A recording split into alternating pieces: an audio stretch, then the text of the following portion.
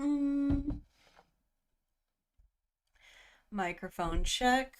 We are on. We are live. We are streaming. What up, everybody? Welcome back to another Dadvocate Live. I am Lauren, your host as usual. And on this stream, we tend to talk about things like relationships, parenting, co-parenting, marriage, divorce, breakups, and all kinds of bungholery and buffoonery in between those things. To give you some quick housekeeping of how this all works, I really pride myself on keeping this stream to be audio only friendly.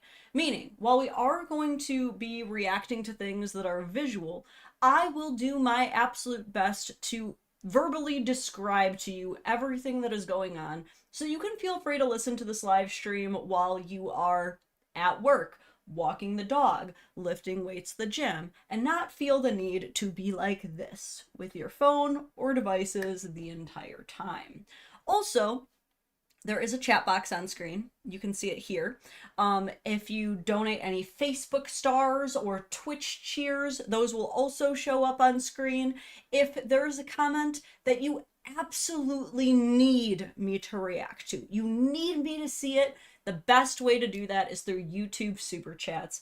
Just because they have this really nice, clean, itemized way of letting me see them all, so that even if I miss it while it's on screen, I can usually go back and read it in just a couple minutes later. So that's usually the best way, but by all means, don't feel any need to give me money. You can enjoy this stream for free. I read plenty of your comments for free. But if this is not enough for you, or you are just like, I must support the Dadvocate even more, I am very, very grateful for everyone who becomes a YouTube member or a patron over on my Patreon, where you will get exclusive content, early access to my videos, exclusive merch, exclusive emojis, depending on what one you join. It's a pretty good time. But look, I'm just trying to jump right into it today, okay? We have a lot to cover, so I say let's just jump right into the business. Today's theme of the stream is paternity fraud. What is paternity fraud? You may be wondering. If you don't know, congratulations. Okay, congrats. Paternity fraud is essentially when someone lies to a father about whether they are a child's dad. And the statistics on this are pretty icky. It's estimated that about 30% of kids are not biologically the children of the fathers that were claimed to be the father. That's a pretty huge and disgusting number, okay? To a point that people are starting to advocate for mandatory paternity tests at birth. Now, this is something that I kind of have some mixed feelings on. In my personal opinion, my fear is that mandatory paternity tests may be a little bit too crossing the line of the 14th Amendment of the Constitution, which states that parents have the right to make medical decisions for their children without the government intervening. So, what I think would be a much better resolution would be if paternity tests were just part of the natural flow and process of labor and delivery. I think that it should be something that every parent is made to expect from the jump. From day one, the first day that you go to see your OBGYN and they're like, yep, you're pregnant, I think that the parents should be prepped like, and there will be a paternity test. And it's something that you have to opt out of. That would be my ideal solution. But as of right now, that's not the case. And what's even more terrifying and shocking and disgusting is that amidst all of the potent and pervasive paternity fraud out there, it's perfectly legal. That's right. There is currently nothing illegal about paternity fraud in all of its forms. There is nothing illegal about a woman telling a man, you are for sure the father, I did not sleep with anyone else, and that not being the case. There is nothing wrong with a woman saying, yes, yes, sign the birth certificate, which makes you the father forever, mind you. I tend to warn men, if you're even the slightest bit unsure, you don't have to sign the paternity test, or you don't have to sign the birth certificate until you get a paternity test. You don't have to sign it, because a lot of people don't know this, but the moment you sign a birth certificate, you acknowledge paternity. You have the paternity now, at least legally. Doesn't matter if you find out later the kid is not yours. You will be on the line for child support until at least 18, maybe beyond, depending on what state you're in. So things to consider, right? But what's even scarier is a woman can actually forge your signature onto a birth certificate if she wants to. And if you prove that she forged your signature, that you didn't actually sign that, they might end your child support, but nothing will happen to that woman. There's no criminal punishments or anything yet for paternity fraud. So that's a big reason why I wanted to talk about this today on the live stream and make it such a resonant focus for both young men, women, anybody in between who might be listening out there right now, because it's something to be aware of. And the story that we're going to be focusing on today deals with a real life example of paternity fraud. And as I always say on this channel, we can't save these hoes, but we can learn from them. So today we are going to be talking about the paternity fraud scandal of a man named Brett Fairley. And if it sounds familiar, we actually did cover this case about 5 months ago when it kind of first hit the internet. We did a whole live stream on it. You can even go back. It's still up if you want to watch it, but I'll catch you up to speed pretty quickly. In this story, we heard from a man named Brett Fairley. I'll give you the quick TLDR, but as we cover the most recent updates, he'll help bring you up to speed too.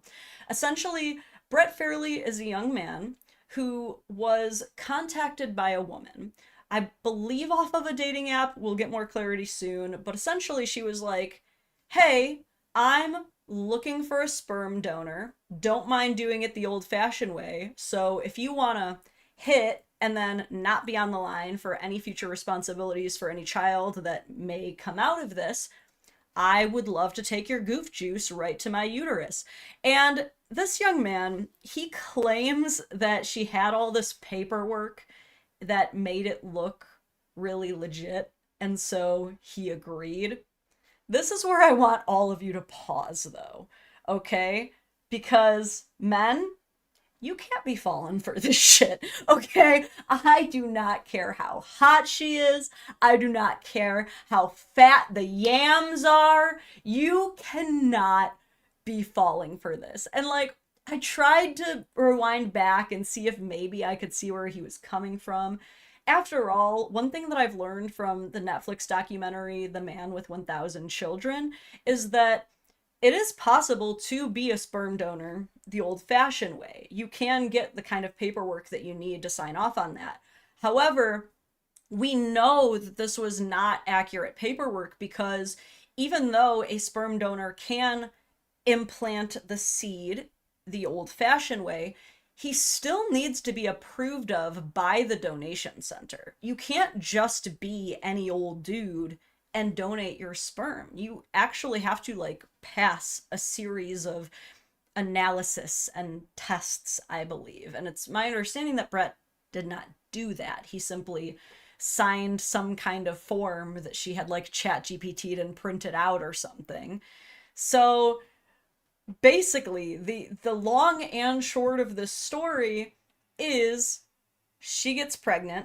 He stops talking to her after this one night stand, but then she stalks him, finds his family's information, reaches out to his mom, and I believe also grandma, and is like, hey, I'm having your son's baby. Do you guys want to come to the hospital and meet the baby? And of course, the mom and the grandma are like, yes. They start getting in his ear, and they're like, hey, you should really be a part of your kid's life if you're going to have a kid. So Brett goes, oh shit, okay, I'll try to do right by this kid. I'll sign the birth certificate. I'll pay some child support. I'll support the kid.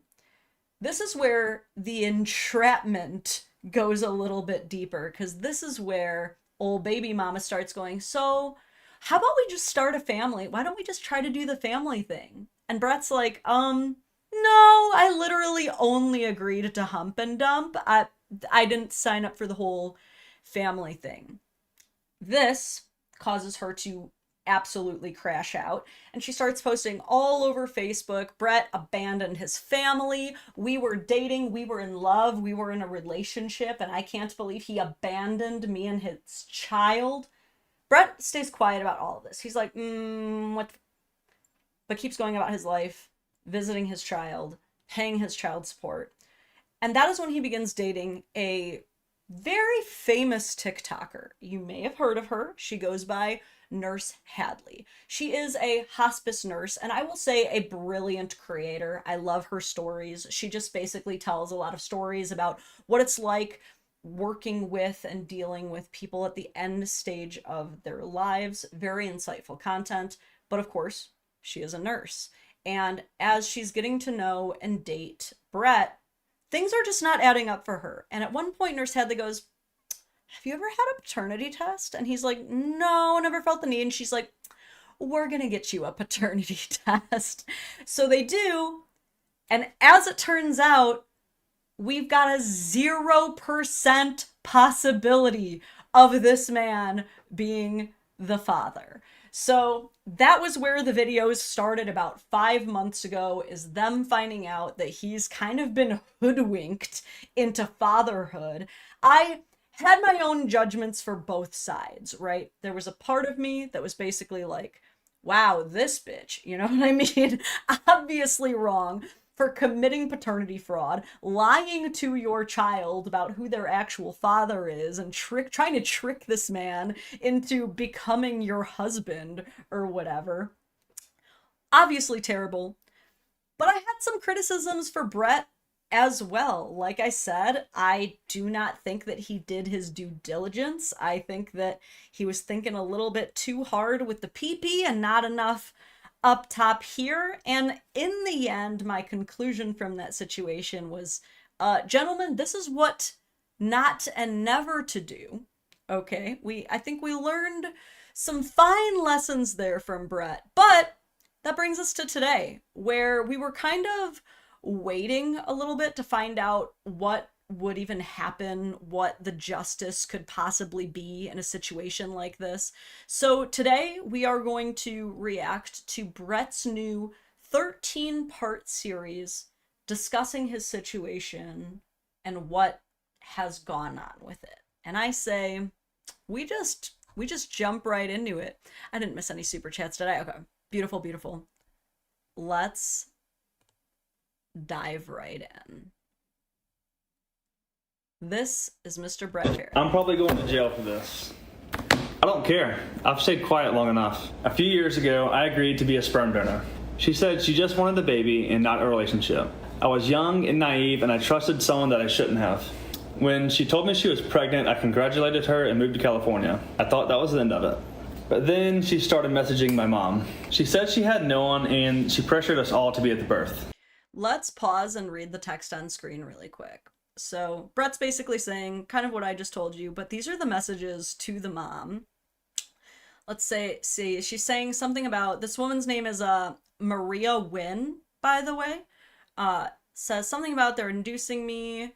If I haven't gone into labor before then, since she knows I live an hour away, I'm going to stay in Biloxi the week before leading up to March 7th, just in case my water breaks. I'll have a list of contacts to have someone call if I go into labor before she induces me, and you'll be on that list because I want you to be there if you don't mind. Brett said he's going to fly in. I'm hoping he will fly on a few days earlier and plan to stay a few days after the baby too. We haven't talked about that yet.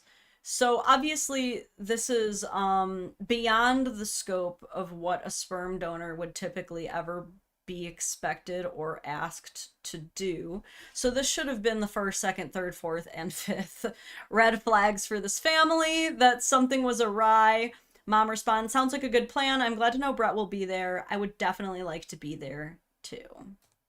So we did. We were all at the birth. I signed the birth certificate and I decided to be in the baby's life as a dad. I let her and the baby live in my Airbnb for free. I had to pay child support and she took over $52,000 from me. I thought I was doing the right thing. I thought I was being a dad. She started asking me to be a family and... All right. Pausing again just to read the text that he's showing on screen behind him. He's really bringing the receipts here. I mean, I don't know if you guys saw it at the beginning, audio only crew, when Brett began this video, which very dramatically starts with him saying, I'm probably going to go to jail for this, which, now why would he go to jail? I know I just said that it is not technically illegal to commit paternity fraud, but I certainly don't see why it would be illegal to tell other people that you're the victim of paternity fraud as long as it's true, you know? So I cannot believe that he's in a position of going to jail for this. But the text on screen is him saying, all good. Maria, oh wait, this is interesting. The contact says baby. Wondering what's going on there. I'm going to stop by Popeyes after practice if you want something. He says, I'm okay. She says, okay. Sorry if I seemed something moody, I'm assuming. Just had the shittiest day. I want to try and make it work with us being a family. Can we do that? I want to be with you, Brett. I hate when you leave us. I just need you to say something or how you feel about that. He says, I'm sorry, but that isn't what I want to do. She says, that hurts. And when I refused, she called me a deadbeat online and... Sorry to keep pausing, but again, we have more receipts on screen. These are screenshots of her basically talking shit on Facebook. The context is someone saying, quit talking man. So I'm assuming this is someone responding to her. Oh, yeah. Last name is Fairley. So this is someone related to Brett. Maria says, he's a deadbeat, someone shoveling hot dogs down his throat for Instagram likes, going on a world tour for something of the year. So she must be angry that he was posting videos and pictures with glizzies instead of shoving his hot dog down her hole, I guess. According to his most recent post, leaves his daughter with his parents on his weekend so he can travel, and skipped town this weekend to miss another Father's Day with his child. This is just this month. The list goes on and on. Don't at me. Truth is coming out, and I'm not afraid to share it with the public anymore. Okay, so there does seem to be a campaign against him. And I remember the last time I responded to this, my reaction was, I don't think that there's necessarily anything wrong with her asking, her shooting her shot and asking like, hey, since I am pregnant with your kid, because at the time we were assuming it was his kid, what do you think about us just like trying something? What if we tried it? I don't think there's anything wrong with her necessarily asking. And since he is the one who agreed to sign the birth certificate and enter the paternal role in a way beyond just a sperm donor, I would argue that that does make Brett responsible for fatherly duties and behaviors, right? Like, just because you agreed at the beginning to be a sperm donor, once that changes and you say, you know what, I will be a dad, then you got to be a dad.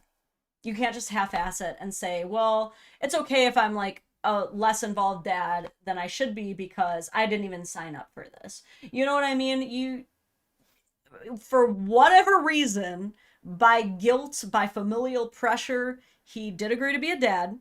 And so I don't know why you wouldn't want to spend Father's Day with your child. I don't know, but we're now talking shit about our mans over here publicly on Facebook.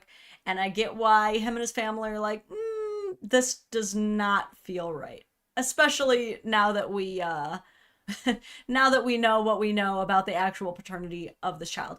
Also, congratulations, Phil Jackson, on becoming a great uncle. You're too young to be a great uncle. That's crazy. Let's continue this video. And I stayed silent throughout it all. 2.5 years later, I decided to take 2 DNA tests. Both of them said the same thing. I was not the father. I do wonder if him and Nurse Hadley broke up because he has not mentioned her in this video thus far. But what we saw on screen just a second The same ago, thing. I'll I was rewind a not. little bit, that he actually shows both paternity tests and both come back. Probability of paternity, 0%.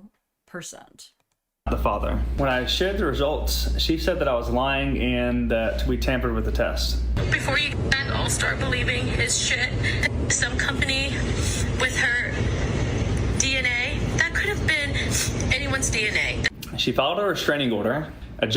What we saw there was a screen recording of Maria making, I believe, an Instagram story claiming that she believed that the DNA and paternity tests performed by Brett and Nurse Hadley were fraudulent. She accused Nurse Hadley of like using her medical knowledge to fake them, I guess. So we'll see. And this is when we have a restraining order, it looks like. Judge silenced me and made me remove all my posts based on Maria's claim that I was actually the father. Here is the court order DNA test that I had to request, and it confirmed again I am not the father. And while I was silent, she kept going. She was changing dates on photos, spinning stories, manipulating people online. Wow. So that's a pretty big turn of events. I was wondering like what happened to the story since that 5 months ago, but this kind of explains why Brett had to shut up. He had a temporary restraining order put on him for saying online, my child that I've been raising is not biologically mine. And you can have whatever sort of opinions you want on whether he should or should not be sharing that publicly, but it's certainly not illegal to say so, nor does it warrant a restraining order. DJ Omnificent says, not necessarily, I became a great uncle at 23. Yeah, okay, yeah, I guess that, I guess you're right. You're never too young to be a great uncle. The more you learn. Some people believed her, but while she was doing that, I was uncovering the truth. Connections, manipulations, lies, and the truth about who the real father is. This is just the beginning of Maria's web of lies. Wow. So we've got episode 1. Brett kind of gives us the TLDR of the whole situation that he's in, but it sounds like in the time that he has been away, he went on a bit of a father hunt, a little bit of a goose chase to find the true padre, which, listen, he kind of has to do, because this is where it gets even crazier and messier when it comes to paternity fraud is, like I said, once you sign the birth certificate, you are the father. And even if you're able to prove to the court, actually this kid isn't mine, it doesn't matter because you've already given legal jurisdiction of having paternity. And at that point, the only way for your paternity to end is if another person takes over the paternal role and adopts the child from you and basically lets you off the hook. That's the only way. And even then, that can be difficult to do. In a lot of court situations, the judge requires both dads and the mom to be there for the transfer of power or whatever it is you want to call it. So at this point, for Brett to get out of this situation at all, he needs to not only find the real dad, but convince the real dad to be the dad to this kid. How he's gonna do that, I don't know. Let's find out. Ice for Ice says the restraining order is why he thought he was going to jail. I mean, it sounds like the restraining order has since been dropped. I mean, yeah, it would be really dumb of him to be making these videos if he had an active restraining order out against him. I don't know who needs to hear this, but if someone manages to get a restraining order or a PPO against you, follow it. Follow it, even if you think it's a bullshit, even if you have all the evidence to fight it, follow that restraining order, because if you don't, yeah, they will throw you in jail so freaking fast. Here's part 2 of my side. Apparently, I've been in a full-blown relationship I wasn't even aware of. Maria and I had a one-night stand on December 12th, 2020. She was in her 30s and I had just turned 24. And let me say this slowly for the people in the back. We were never in a relationship. She wanted more and I didn't. So instead of taking the L, she turned into a full-blown homie hopper. Like back to back. Wasn't even discreet about it. She just went down the roster like it was her job. Oh, wow. We did not get this part of the Maria lore last time. He says she was a homie hopper. He became the king of the Eskimo brothers, apparently. Which this is a weird phenomenon that I've noticed. And I don't know what the psychology necessarily is behind it. There's like a couple different kinds of homie hoppers, right? Like there's your traditional homie hopper, which is like, she is just a thirsty girl, okay? She like just wants some dick and she's friendly and she likes all the guys she's hanging out with. So like, why not just get the Genie Plus Fast Pass to all the rides in the Magic Kingdom? You know what I'm saying? Like some of them, they're just trying to have a good time. But there's others who they specifically are trying to make one person jealous. And they think for some reason, like maybe if they see me having romantic or physical success with their peers, they will get so jealous that they'll want me back. And fellas, let me know in the chat if that would ever or has ever worked for you. Listen, there's definitely something to the fact that, you know, if you're struggling in your relationship and you're starting to feel like, man, my person really annoys me, we're having issues, but then there is an active threat, like someone moves in and they start hitting on your man or they start hitting on your woman, and it gets you to kind of gain the sense of clarity of like, wait, I don't want to lose them.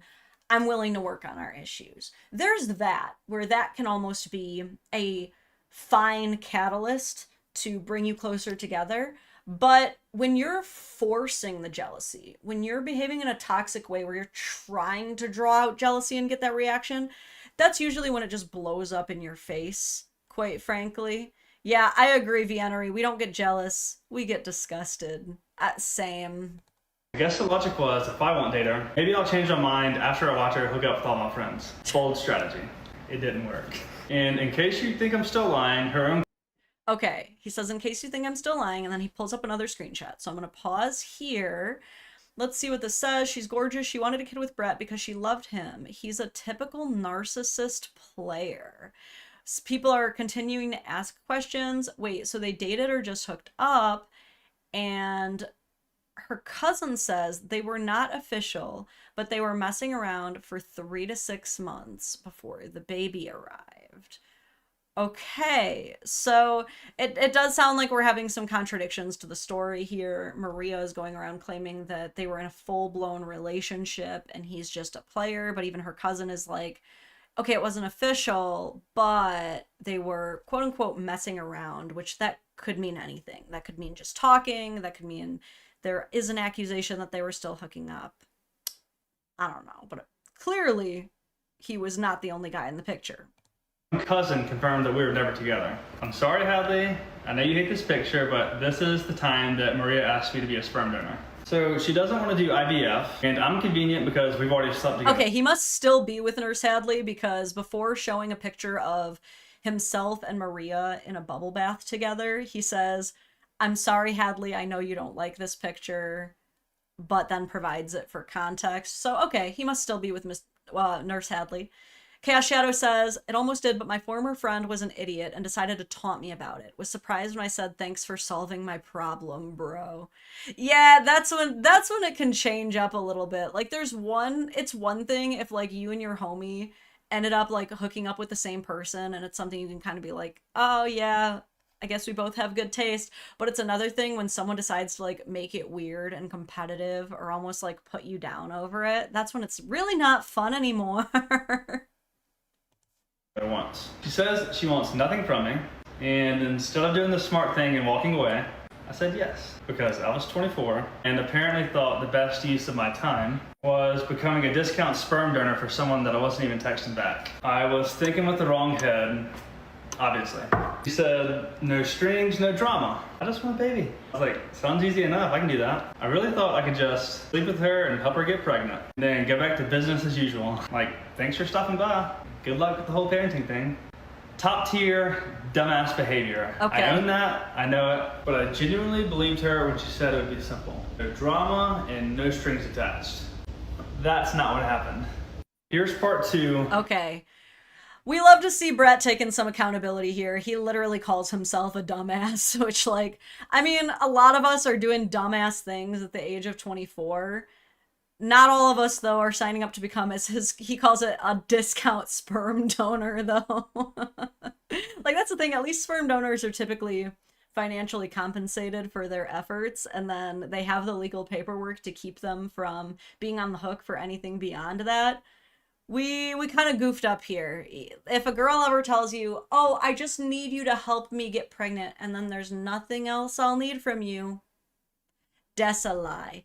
That's a lie right there. Okay? Hold on, I missed a couple other super chats. Alden, thank you, says, is this a cuck story? How you been? I don't think so. I don't think there's any cuckoldry involved, but I've been good. Arceon, thank you for the 5, says finally catching you on my day off. I haven't had a job in a year and I finally landed one. It's nice having a job again to savor the days off with. Dude, no joke. The unemployment game is crazy. Like, there's a lot of people out here who make fun of the unemployed, like technically myself. And they're and they're like, how can you be unemployed? Just go out and find a job on the job tree. Dude, they don't know how hard it is out here. Like, you go looking for a job and it's like pyramid scheme, fake scam where they try to get you to buy the equipment and then you start, and like all kinds of like absolute shit tier, low paying, no benefit having ass crapola. So congrats on actually getting a job, dude. It is not easy out here. The unemployed game is a beast. Also, speaking of having the day off, TJ actually has the day off. So right now he's just like getting some stuff done around the house. But if anybody wants me to use a TJ card at any point, we can do that. We can call my husbando in here. Part 3. So this woman told me I got her pregnant the same day she got her period, and then accidentally exposed herself on TikTok 3 years later. May 7th, 2021. Okay, I might be telling on myself with like not being a master of the menstrual cycle, but it's my understanding that you're not the most likely to get pregnant when you're on your period, right? Like, not, especially not like the day it starts. Everyone's immediately like, TJ card. pretty soon, I think. Pretty soon. I don't even know where he is right now, so I don't want to bother him too early on. And I feel like if he was already like, I need to weigh in on this, he would have by now. But okay, so arm implant out. Interesting. So apparently she's telling him that like she's going off her birth control, and she like the day she started her period is the day that they sleep together. Okay, I guess none of the science actually matters because it's not his kid anyway. Maria gets her birth control arm implant out. She's from my hometown and she was living in New Orleans at the time, so she could only be here on the weekends. So she came in town the next 2 weekends, May 14th and May 21st. We partied with my friends, she stayed over, she had someone take these pictures, and then later tried to use them to prove we were in a relationship. We weren't. What was I supposed to say? Don't take a picture with me? And then I went to California. While I'm there, I posed with another girl, Whitney. She's only a friend, but Maria didn't know that. Maybe she got jealous, I don't know, but what she did next will never cease to amaze me. On June 6, 2021, Maria gets her period. She knows I didn't get her pregnant, and she also knows I'm about to move across the country. So she invites me to brunch, and she tells me she's pregnant, fully knowing that she's not. Then she starts drinking, like a lot. Wow. Okay. I have a couple of questions. Like, I'm curious to know like how he knows when she is and isn't getting her period. I'm assuming she like let him know at some point. You know what I mean? But yeah, typically you don't continue to get your period after you get pregnant. It does happen. Some people even lightly spot throughout their entire pregnancies, but typically a period after unprotected sex is usually like a you're all good sign, okay? But here he is, and you know, if you're a guy and a girl you've just aimlessly nutted in is telling you she's pregnant, you're probably keen to believe her because that's what you learned growing up in health class. So I'm not gonna dog him for believing her. He's the one who was like, yeah, I'll help get you pregnant. So when she's like, I'm pregnant, okay, mission succeeded. Cash Shadow, thank you for another super chat, says, I'm so glad I learned restraint. Yeah, fellas, practice that. I'm pretty much one attractive nude girl away from giving her enough of a turkey baster, so I have to be strong. It's tough out here, okay? Okay, and so many of you want TJ. Let me call him in real quick. Hey, babe. Yeah, love. The people want you. They want me to use a TJ card already. If you want, you can finish watching part 3 with me. We're just learning a little bit more. We're going through Brett Fairley's extensive binder here. I love that he's got like the TikTok screenshots. It's like notated. This is like your D&D binders, but he's like his paternity fraud files, essentially. Yikes. Come, show the people your handsome face. TJ Tax. I think that's all they wanted. Oh, okay. They just wanted to see the Chad for themselves. Anyway. I love it. Aw. We have a cat here too. I wonder Is if it Celia? No, it's Cora. Oh, she only wanted to follow you too. That's my husband's cat. I got him that shirt. Wait, did I get you that shirt? The Wolverine one? Okay. My birthday or Father's Day. Yeah, I've got pretty much like a lot of your coolest shirts I can safely take responsibility for. Anyway, now that I've shown off my absolute giga chat of a spouse, let's get back to Brett Fairley and his woes. We then leave and go to another restaurant and meet up with my friend Dylan, and she also tells him that she's pregnant. Dylan and I think it's weird that she's drinking, but she insists it's okay. Here's the proof that this video is on June 6th. Fuck this place, move to California. Like, you didn't get a lemon in you. Oh, fuck, wrong way.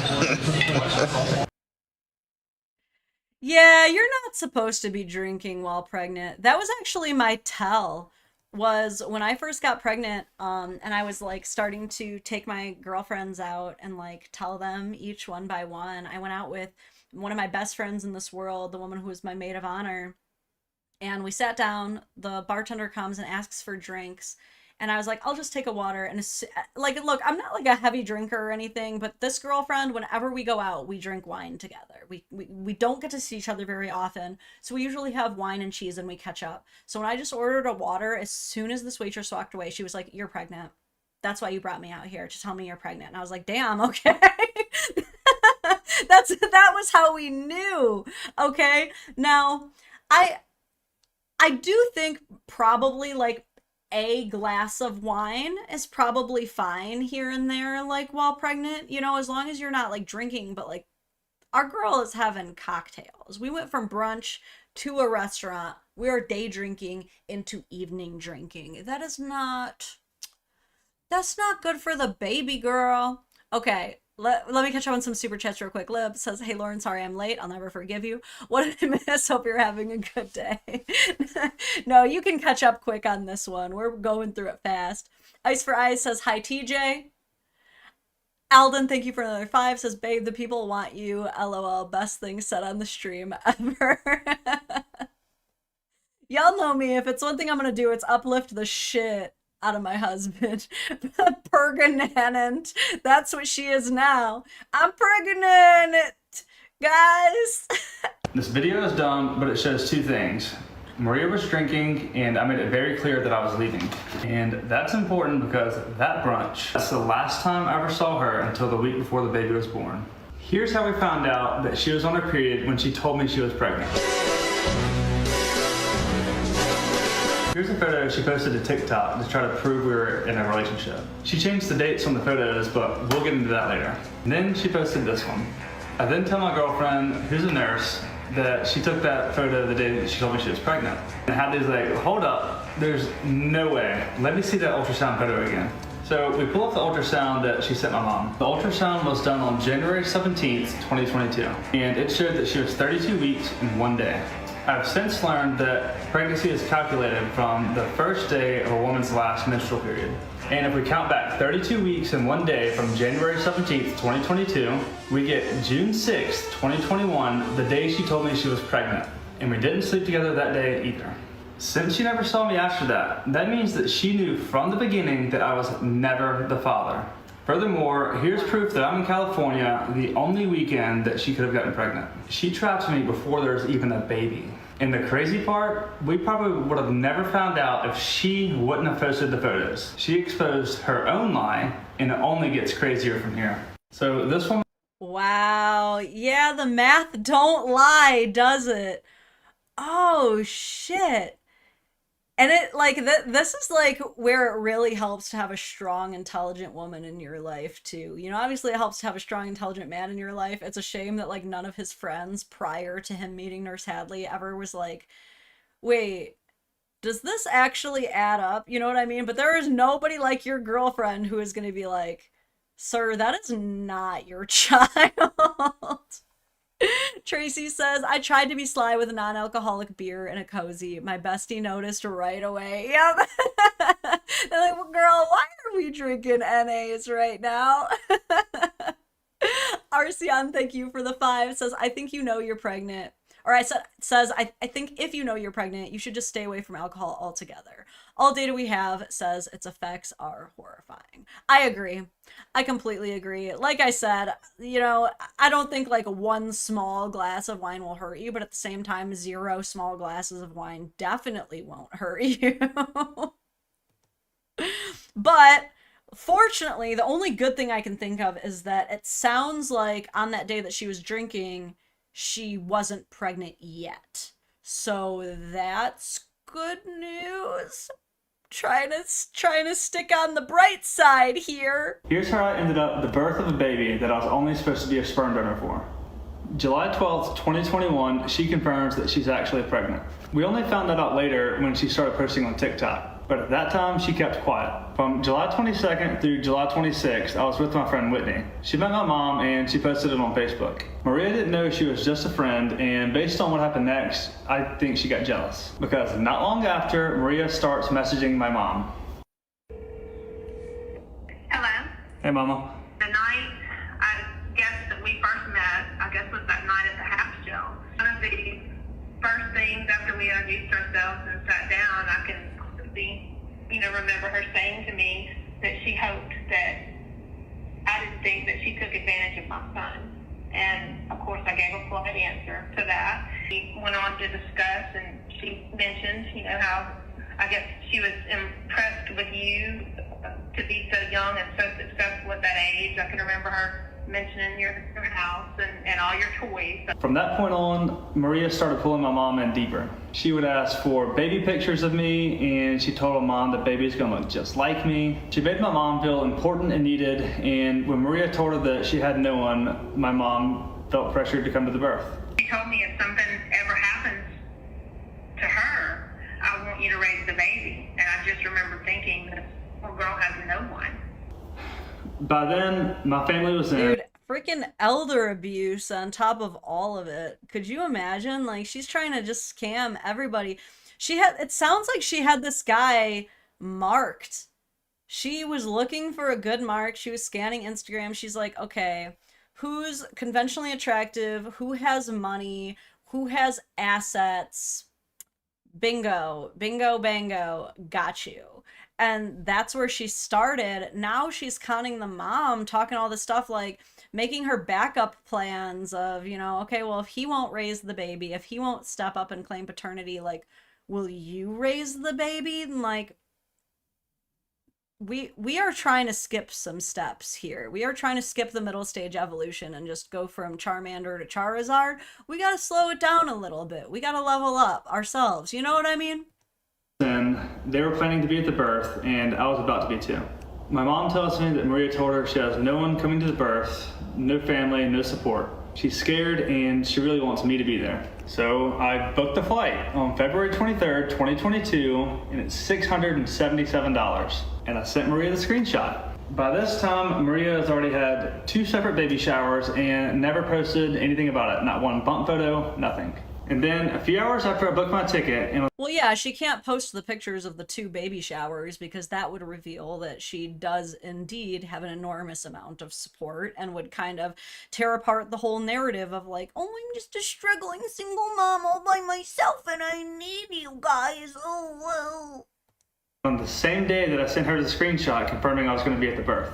And at 8.5 months pregnant, that is the first time she ever posts that she's pregnant.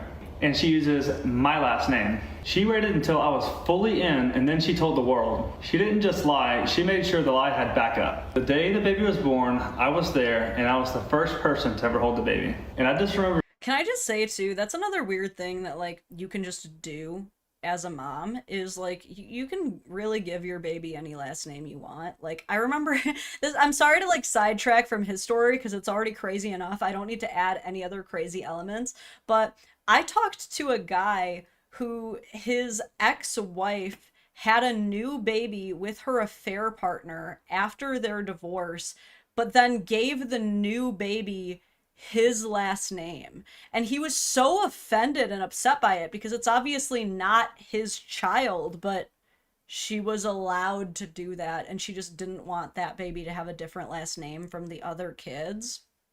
Just weird shit that you can do, I guess. I was thinking, this is what it feels like to become a dad. I didn't care about anything else in that moment. My parents are there posting about how they're grandparents again. And then the nurse comes in and she brings in the forms for the birth certificate and the acknowledgement of paternity. I signed everything because I thought the baby was mine and Maria knew I would. After the birth, she scheduled a full-blown newborn photo shoot. She posed me holding the baby and they would jump in the photos. She had my dog in the photos too and had already ordered a bandana that said Big Brother. She shared the photos online, but I had no idea because I was already blocked on Facebook. She was posting pictures of me and the baby. So she blocks him while creating this faux life of him being this like active loving father. Okay. Making it look like we were this perfect little family. And while I'm across the country, she's messaging my childhood friends. She's asking my best friend Dylan and his girlfriend Megan to babysit, and they do. She starts asking my friends and family if they want to be the godparents. She didn't just ask 1 or 2 people, she told multiple friends they might be chosen. Literally, this is what my brother posted of me, the baby, and my friends. He joked, the godparents who didn't make the cut. And Maria liked the picture. At first, she kept things peaceful and calm. It's like she didn't want to risk pushing me away too fast. Once I was settled into this nice little world she created for me, that's when she started to tighten her grip. And that's when the real abuse begins. Part 5 coming tonight. Here's. Okay. Wow. By the way, these comments are funny. People are like, he is killing me with the binder. Shush everyone, my story is on. I mean, I too am invested. And again, we cannot forget like all of the mistakes that Brett is making along the way, but at the same time, like she is truly the villain in this. I cannot wait to find out who like the real dad is and if he plays a role, what he thinks about all this. Let's keep going. You don't realize it's abuse when there's no bruises, but she didn't need violence. She used my love for the baby to control me. Okay, hold on. Let's start over because there was a lot of text on screen. You don't realize it's abuse when there's no bruises, but she didn't need violence. So here's some screenshots of some texts from Maria that we see on screen. Jesus effing Christ, I hope you effing die. Transfer of $10,000. You're an effing dick.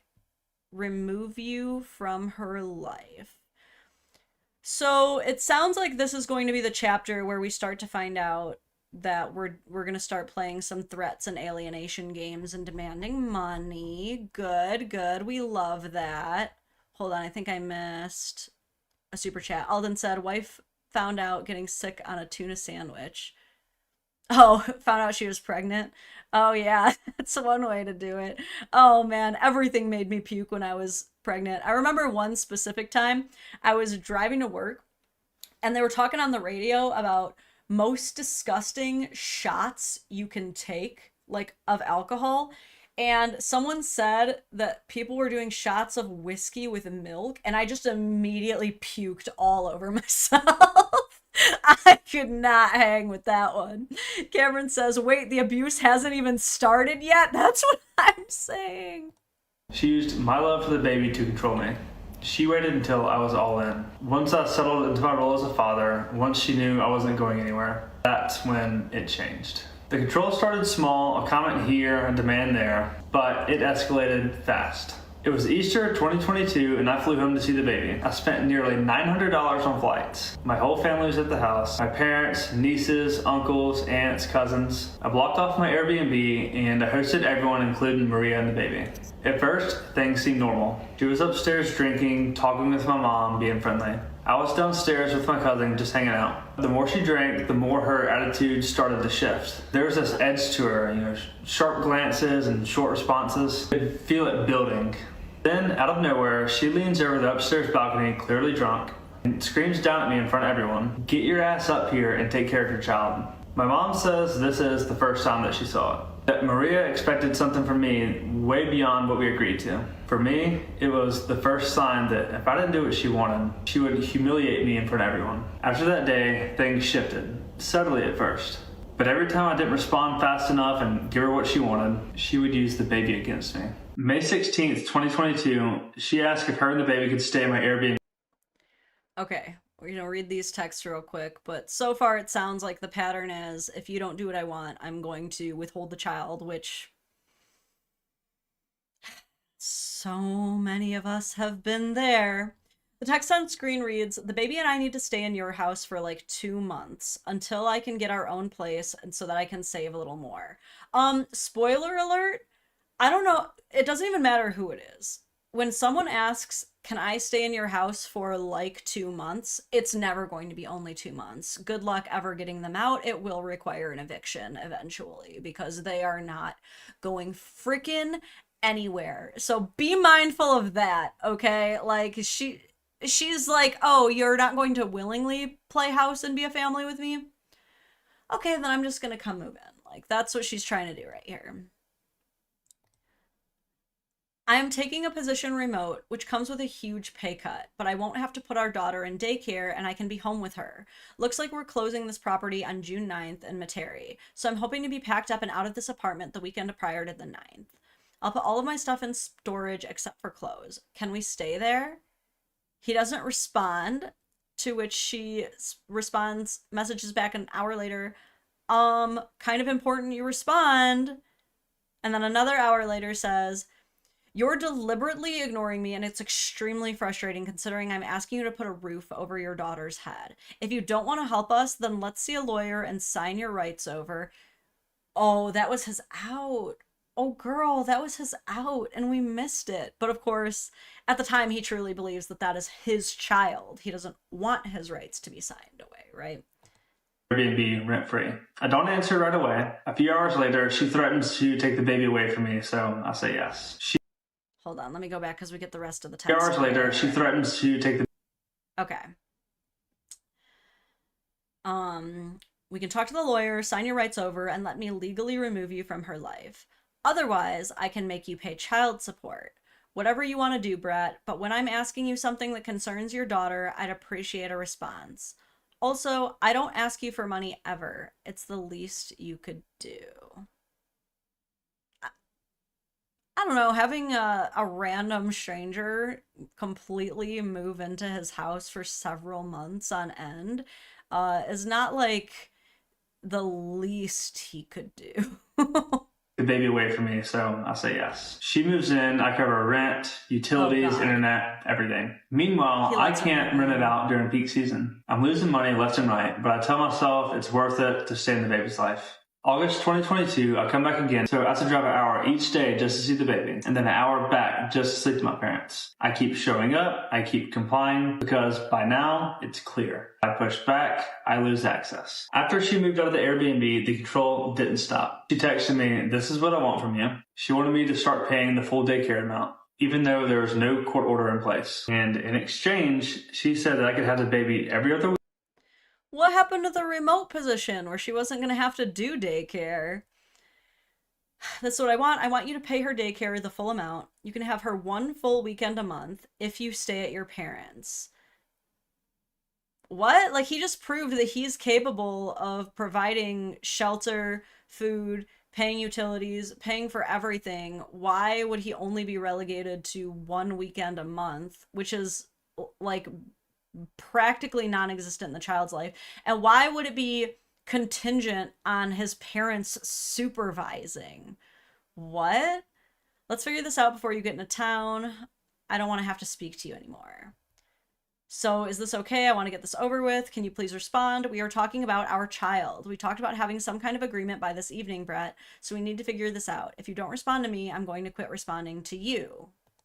Weekend if I stay at my parents' house. I've never been arrested. I didn't use drugs. I've never been violent, abusive, or even raised my voice around her. There's no court ruling, no concern from a judge, nothing. Right. It wasn't co-parenting, it was control. My access to the baby came with conditions that she made up as she went. Then, about a week later, she posted a photo on Instagram with the man that we now know is the dad. Oh. Just something to note, we'll get into that later. Then came the baptism. We talked about this in my first video, but here's a quick recap. I drove a 14-hour round trip just to be there. The night before, she asked me to come hang out. I said no, I didn't want to give her the wrong impression. So she told me I wasn't allowed to come to the baptism just like that. I didn't fight it, I just let my If you don't sleep with me, you do not get to come to my child's baptism. It's what God wants.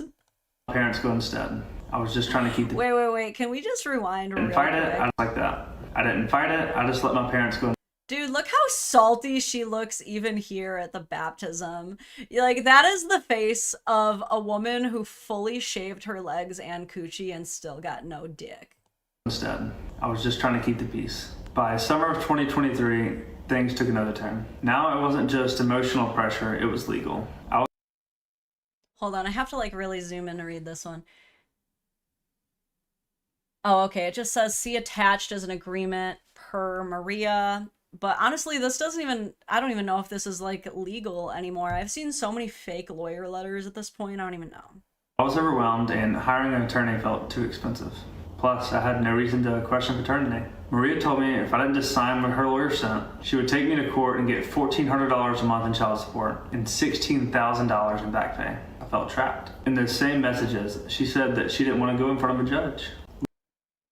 I mean, that's kind of like an empty threat to just say, like, if you don't do this, I'm gonna get this much in child support. Like, clearly she might have used a calculator that might be actually kind of close, because it sounds like Brett does have some money, and if she doesn't have any money, then typically whoever makes the money has a high child support payment, but that doesn't necessarily mean that that's what's going to be ordered. I also don't know why. Oh, I get it. It's BM now. I was wondering why he had her in his phone as baby, but it's baby mama. It's just only showing the first name. Okay, that makes a lot more sense. I was like, if she's nothing to you, why is she in your phone as baby, but it's baby mama? Got it. Now we can change that though. Anyway, she says, I've decided to take you to court for child support and my lawyer will reach out to you. I didn't want this to blindside you. I would like to do this without going to court and we can agree on a number. Health insurance, life insurance, extracurricular activities, college, etc. for baby. You won't have to get a lawyer. We can just go through mine if we can agree on terms. Oh, now, boys, ladies, anyone listening, if they tell you, you don't have to get a lawyer, we can just go through mine. It's a trap. It's a trap. Okay. And I feel like a little bit hypocritical because there has been times in the past where like me and my husband offered to settle with just our lawyer to save costs for her. But like, to be fair, when we did that, we were like, we can either use our lawyer or we can just pay for all of the legal fees to just come to a non-trial based agreement. And like, she did not take us up on that because that is the smart thing to do. You never take someone up on the offer of, you don't have to get a lawyer. You can just listen to mine. It's a trap. Okay. She goes on. Would you be interested in having a conversation with me about this, or do you want to speak to my lawyer instead? Sends a couple pictures. This is uncontested where we don't have to go before a judge if we can agree. Please let me know what you want to do. This is also like a common trap that a lot of guys fall into when it comes to like divorces, is they'll be like, you just have to sign the divorce and then we're done. We don't have to go to trial. And for a lot of people, they're like, okay, that sounds good, but they don't read through it enough and they end up signing their life away. So like, at least run that through ChatGPT, okay? If you can't afford a lawyer, at least use ChatGPT to go over that document and tell you exactly what you are agreeing to. Looking back now, that feels important. I agreed to pay $750 a month. Okay. Let's see. He responds, now isn't a good time. We can talk next week. She says, sure. Let me just add, I'm not trying to get you for back child support for the past year. Blah, blah, blah. We would both be coming out of pocket thousands of dollars and you would still have to pay me back child support for the past year. So please be serious and mature about this. I just ask that you communicate with me. Please don't have me waiting all next week and trying to get a response from you. I don't want this to get ugly. I am doing this for baby and her future. Hope to hear from you next week. What's so annoying too is from the outside looking in, if anybody was to look at these text messages, I think it would be really easy to take Maria's side and be like, she's being so patient, so reasonable, so understanding with a man who she seems to struggle to even get involved in this child's life. But when you actually know the facts, that she knew he was never the father, that she's been playing games with him this whole time, it makes all of this shit and these threats so much more diabolical. And $10,000 in back child support just to avoid a legal battle. I didn't think I could win, so on August 21st, I wired her $10,000. You think that once the court order is in place... Dude, also a terrible move. Again, I'm sorry, I'm not trying to like dunk on Brett too much because again, at this time, he's like 24, 25. I think that's how old I was when I became a biological mother for the first time. And like, I didn't know shit that I know now, quite frankly. I was so much more ignorant.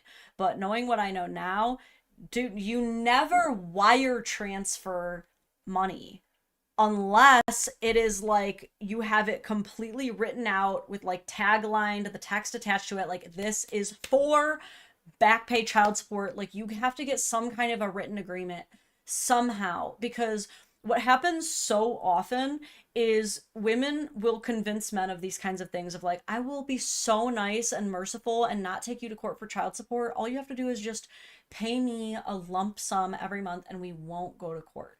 But then what ends up happening is if you're not documenting this properly, if you're not going through the courts can say, oh, well, that was just a gift. It doesn't actually count toward back pay child support, toward retroactive child support. It doesn't count. It was a gift.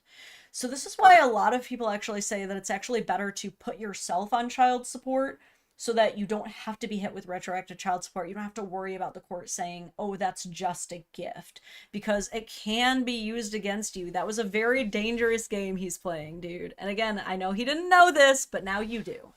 Things would settle down, but they didn't. If anything, the control got worse. I made my first court-ordered child support payment on November 1st. Less than 2 weeks later, she's calling me names, refusing to let me keep the baby overnight, and demanding more money again. Even simple visits came with strict conditions. When I tried to...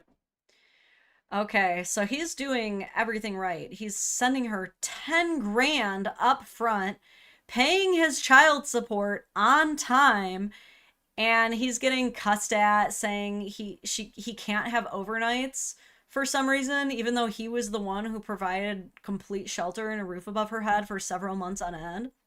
Well, let me read this super chat from Lacey real quick. It says, where did all the good men go? Hiding? This is crazy behavior. Good to see you, Lauren. I learned a lot watching you pick these arguments apart. It's so good to see you too.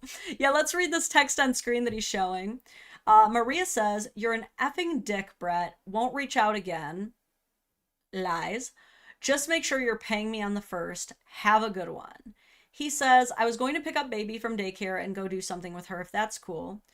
Of course it's not cool. She says, don't pick her up until 2 p.m. after her nap. Have her home to me when I get out of practice tonight at 8:45. I'll drop her book bag off at school with a pair of warmer clothes. I really hate to like say this because we're in such a better place with our co-parent these days, but like this is pretty much exactly what my husband went through at the very beginning, was like just erratic like expectations of money, time, and scheduling. He wasn't allowed to have overnights for like one reason or another. One of the reasons was like, oh, because you're half deaf, which like half deaf people can't raise kids now. And you know, the only time that he was ever able to get with his son seemed to be during her work day, or when she wanted to go out and party, or when she had a date. And it's like he was really convenient as a babysitter, but outside of those hours he wasn't really respected as the father, which I think is a very common trope in these situations.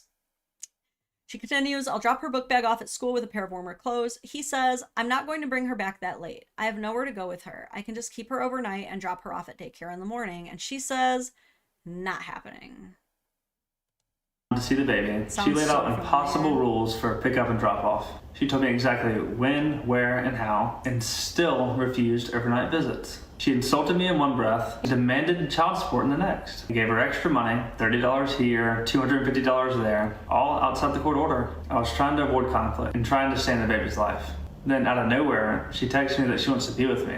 I told her, Before we even read this wall of text, gentlemen, this is why it's so important to both know and establish your rights as a father very early on, because too many dads that I talk to end up trapped in this game of like bending over Cirque du Soleil backwards to try to appease this woman because they're so scared that she's going to take away all their time with the child and make him pay out the ass. And it's like, if you know your rights and you establish them, you don't have to worry about that anymore. And I know easier said than done, but the sooner you can know your rights and establish them, the better off you will be, the more regulated your nervous system will be, the more stability you and your child will have, and you don't have to play these freaking appeasement games anymore. Okay? It's ugly, it's messy, and it's very unnecessary, right?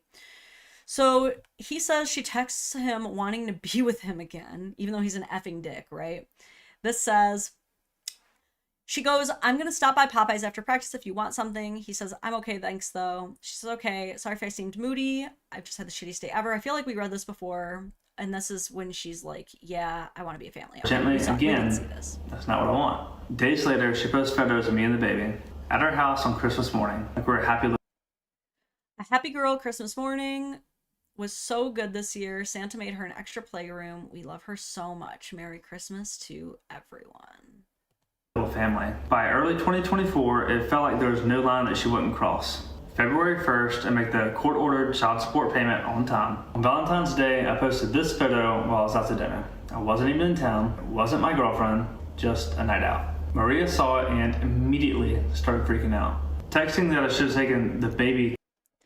All right, here's what Brett gets after Valentine's Day, daring to post a picture with a girl. She says, and you know, it's effing bizarre to me that you can flaunt your social life and this girl on social media, but there's literally nothing of your daughter. I hope she realizes how big of a loser you are. I tried not to say anything, but I feel like you need to know how much terrible you look. Baby will remember you were never here. Could have taken your daughter out for Valentine's Day. You're never here for her. Grow up soon, Brett. I won't hesitate to take her from you. Do better. Be better. Ain't this just the baby mama way, too? To be like, no, you can't have your daughter. No, the only time you can see her is supervised by her parents. No, you can't have overnights. But then you go on one date and she's like, you're never here for your baby. Why don't you ever take your baby? Like, I am sensing some contradictions. James, thank you for the super chat, says, enjoying your live stream. You should check out the Sarah Boone messages from jail to her ex-husband and son. Super abusive and narcissistic. Oh, I know Sarah Boone, the luggage lady, the luggage killer, not the hide and seek luggage mom. Or not mom. I don't even know if she was a mom, but apparently... Whew, okay, we might have to cover Sarah Boone. Hold on, let me put that in my notes to self so I don't forget real quick. I did not know that there was Sarah Boone updates. Yeah, we're gonna have to we're going to have to cover those because I did cover that before. Okay. Thank you for the heads up on that one. Back to the chaos. To dinner instead. Then she said, keep this up and I won't let you see her anymore. Okay, so after that wall of text, oh, she is pressed about the Valentine's Day date. This is probably very embarrassing to her because it wouldn't surprise me if she was like, I'm getting two different senses here. I'm getting the sense that she is trying to claim Brett for the social clout to prove to people that, like, she really has this man or whatever. But I'm also wondering if a lot of it is to make the real baby daddy jealous. You know what I'm saying? So him posting other girls is ruining this illusion that she's trying to set. Because remember, she has him blocked while simultaneously, like, posting all these family photos of them. So she's living a double life here. The follow-up text message reads, I'm not letting you make me feel like my daughter is not good enough for you anymore. I'm sick of it. I don't give a about your money. Lie detected. We can and will survive without you. You keep this up, Brett, and I will not let you see her anymore. Honestly, I wish you never came back into the picture. I am so over it. Have a great rest of your trip. I'll take empty threats for 500, Alex. I sent her $100 for a Valentine's dinner for her and the baby. Oh my God. Okay, to whoever just said, to Big Zilla, who just said this is 100% his fault. Look, I will say the grave that he has dug himself is quite deep. Quite deep. Because after all of that, after saying, like, I'm not gonna let you see your baby, he's like, okay, here, take yourself out to dinner, then take some more money. And, like, again, he's young, he's ignorant, he's trying desperately to not be kicked out of his presumed child's life. He doesn't know any better. Like I said, we cannot save these hoes, but we can learn from these hoes, okay? When your baby mama is telling you, like, crashing out because you went on a date and pulling all this stunts of, like, I'm gonna keep her from you, we don't need your money. You don't send her $100. You take those texts and you show them to the judge, okay? You show the judge that here she is saying, I don't want you in my daughter's life. I'm going to cut you out. I don't need your money. And you just kind of scoot that over. You do not send more money, okay? Trying to avoid another explosion. March 1st, I pay again. $750 in support, plus $31 extra for dance class. Again, not court ordered. Just trying to keep the peace. Then why is your baby is in dance class? Isn't that baby like only 1 year old right now? I've talked about this before, but when you're a baby, like, all babies know is this one move.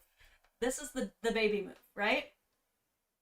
I ain't paying no, 31 bucks a month is not a lot, but I ain't paying no $31 a month for my 1 year old to be in dance. What?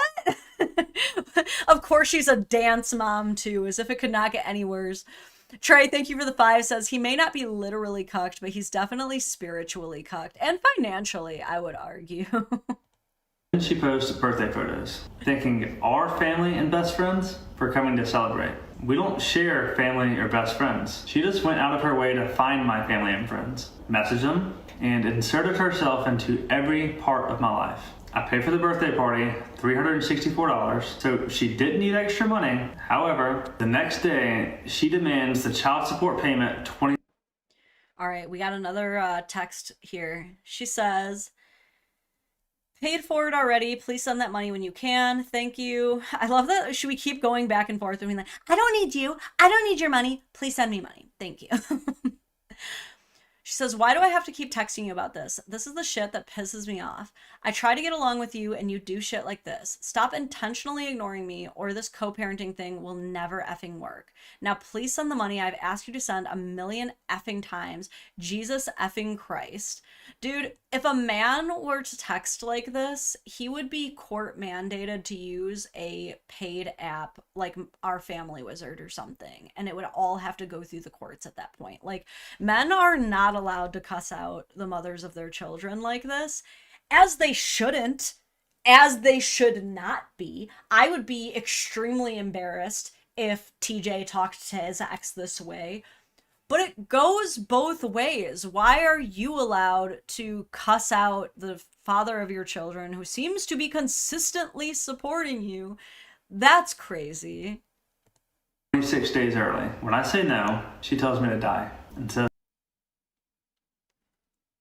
Wow, okay, so she goes on, groceries, diapers, wipes. Why is this an issue? I'm asking you to send money early because I needed it. Do you think I will ask you if I didn't? The move was kind of expensive. I simply asked for your help. Why is this complicated when you're going to Vegas and to F off? Oh, this is another annoying thing, is the fact that she's stalking his social medias and holding every positive experience that he has against him. This is so annoying, and I see this all the time, is they will track your page, and every new car you buy, every trip you go on, they will like use that to be like, this is why my child support should go up, because I shouldn't be only getting almost $1,000 a month from you if you get to go on vacation, if you get to drive a car, if you get to go on a date with a girl. That should all be mine. Is like, I don't like to j'accuse narcissism so easily, so flippantly, but as this goes on, it's giving heavy narc coded, because this whole time she knows that Brett is not the father, yet she still has the audacity to talk to him like this, to truly believe in her head that she is the victim of all of this, which is absolutely insane.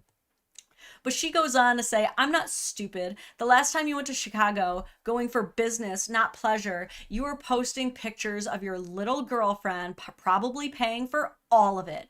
But I asked you to help me with blank, and you can't even do that? I'm over it. You're so disrespectful. Respond when I reach out regarding baby.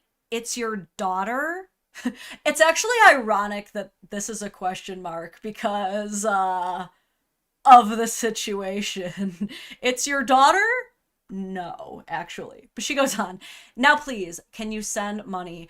And like an absolute king, he simply says, no. Which might come across as being an asshole, but it's not. It's not. Gentlemen, you are not obligated to give any more than the court-ordered child support. I'm sorry, but $750 a month is ample for one child, okay? Dude, when we were just getting like 300 or whatever from Biden for the stimulus checks, I was like, damn, I can buy anything I want right now. Like, I literally thought that I was like the richest woman alive when I was simply getting an extra 300 a month from Joe Biden, okay? Like, actually, I think some of it also carried on to the Trump term, so I will give both presidents credit for my faux child support stimmies, right? But like, dude, 750 is gonna go a pretty long way. Actually, you don't need to give more than that. In fact, it could hurt you if you do.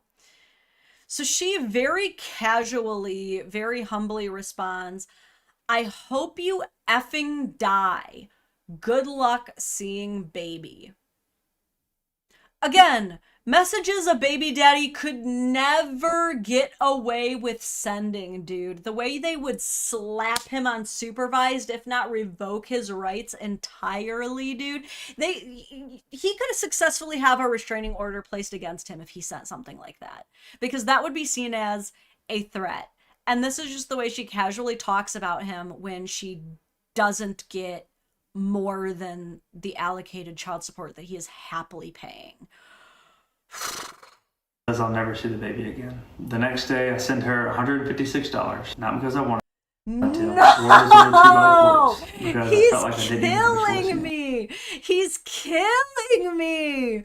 This is torture! This is torture to watch him continuously be like, so she's abusing me verbally, emotionally, keeping me from my child, stalking me, making accusations against me.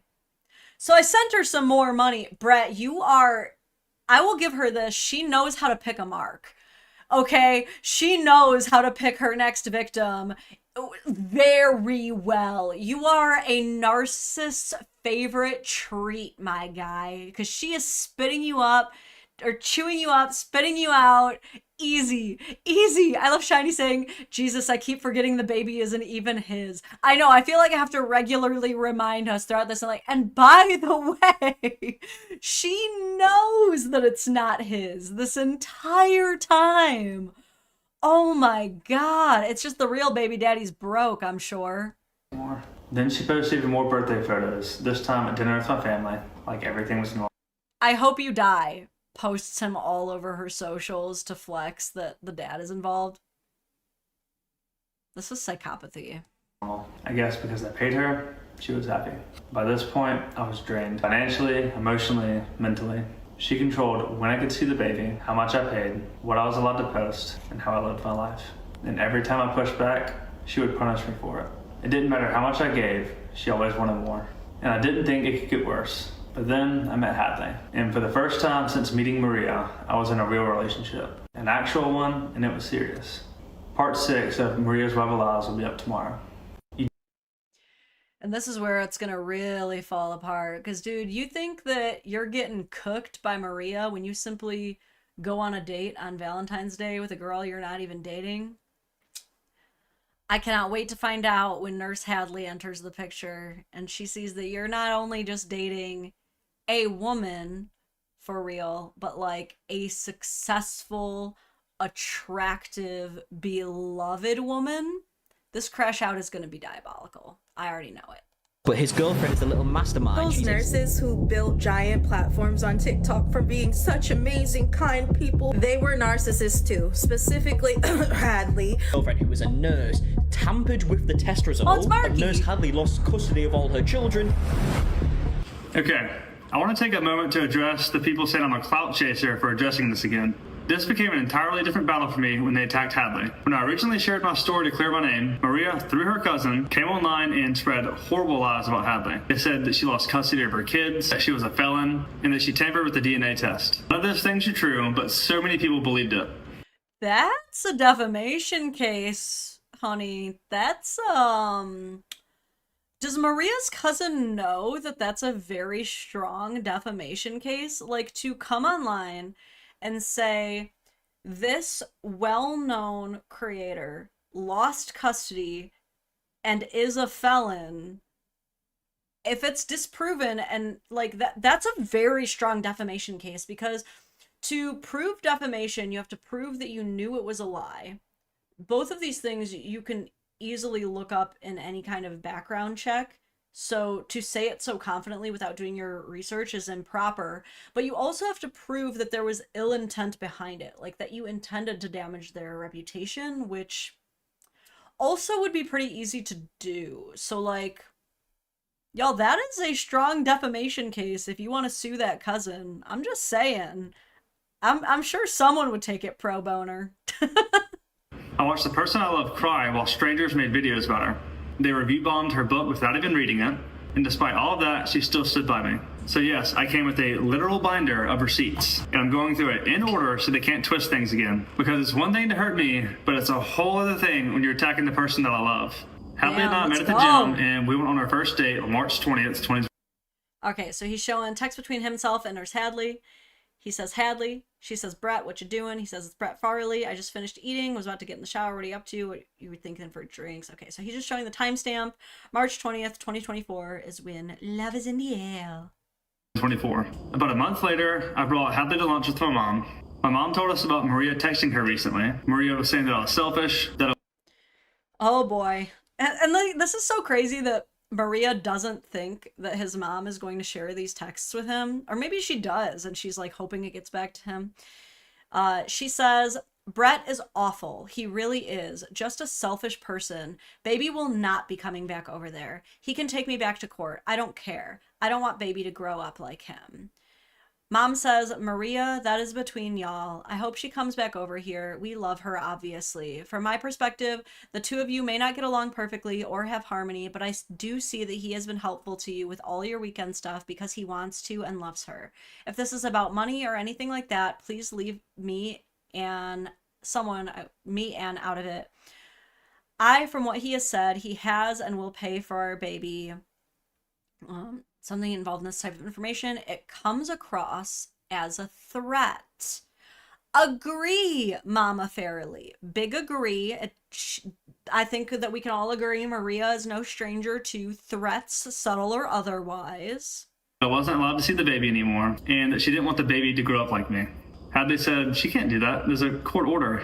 Because Hadley knew the system, she'd already been through it herself. On June 8th, we spent the day with the baby, Hadley's kids, and some close friends. Played cornhole, we went to a birthday party, and even had dinner with friends that night. It was just a good day. But when Maria found out that the baby and I were at Hadley's house, she lost it. She texted my mom saying I'll get to play house. Okay, so he's been dating Hadley for a good couple months now. Things are serious. Nurse Hadley's been introduced to the mom. And of course, like I said, the crash out is upon us, especially when she finds out that the baby is hanging out with Hadley and her kids. So she texts mom again. Mom says, baby is with Brett. They're at Hadley's house right now. Maria says, Hadley's? Okay, he needs to start answering me when I ask about my child or he will not get her anymore. This is like the millionth time that she's done the, or you won't see her, or you won't see her. Oh my God, I hate these threats. Does he plan on staying there? Please ask him to call me or I will come get my daughter. He does not get to play house with my daughter and not answer when I ask about my daughter. Mom responds, I didn't know you had tried to reach him. I will text him, but he may just be playing with her and not looking at his phone. I don't know how long ago you texted him. With their daughter. Let's see. He needs something. I don't care who he's with. I want to know why my child is not home sleeping at 9 p.m. Oh boy, here we go. It's an interesting choice of words considering how the story ends. Maria demanded that I call her immediately or she's going to... He needs to call me ASAP. Mom says, I texted him. He's not responded yet, but I texted him earlier in the evening and she was having fun, he said. I'm sure he will call you. Maria responds, he is not responding and I'm literally losing it. Yeah, we know. As a mother, you should understand. Oh my God, I hate that the mom is like receiving this abuse too. Where the hell is my child? I had to leave the baby with... And then she says, someone better answer me before I call the police. A complete misuse of the armed forces, might I add. That this is ridiculous. It is his custodial time, okay? Custodial time that he has a right to. They have gone to court. He has established parenting time. They have established child support. Gentlemen, if you're listening right now, like, and you're going through something like this, once you have those things, there is no more, you have to do this or else you can't see them. You have to do this or I'm going to take time away. They don't have that authority anymore. The authority has already been determined by the court. The court has already established your parenting time rights and however much it is that you're supposed to pay. Okay? It's his custodial time. I'm sure, because I have no reason to believe, there's no evidence yet that there's anything in the parenting time agreement that says, oh, but your custodial time ends if you don't respond to your other parent's phone call within an hour. Or, you know, there can be arrangements and stuff made in parenting plans, like you can't be around the significant other, but that doesn't seem to exist in this order. He's not doing anything wrong. She has no right to call the police or crash out like this at all. She is acting beyond entitled.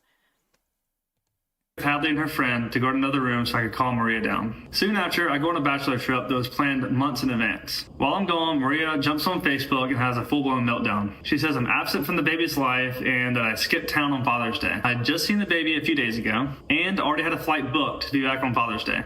But reality doesn't stand a chance when Maria opened social media. Her post was public, no matter how many times... All right, here is the post that Maria posted, her crash out. Maria says, something my heart will always hurt for baby. I wish I had the choice to remove someone from her life so she doesn't have to experience the immense amount of pain she'll feel one day when she realizes someone who is supposed to be so important in her life is absent most of the time. One thing she'll never have to worry about is that I'll always show up for her and I'll never make her feel half loved.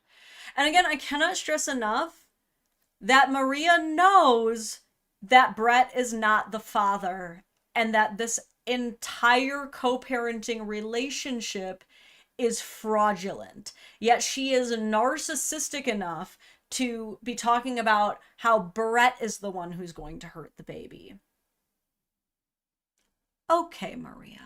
She claims it was only friends and family. This little globe icon says otherwise. There's no way it was only her 5,000 close friends and family. Hadley saw 5,000 friends? Girl, I know you're adding randoms. Dude, how much you want to bet that the way she even got up to that, because by the way, you cap at 5K.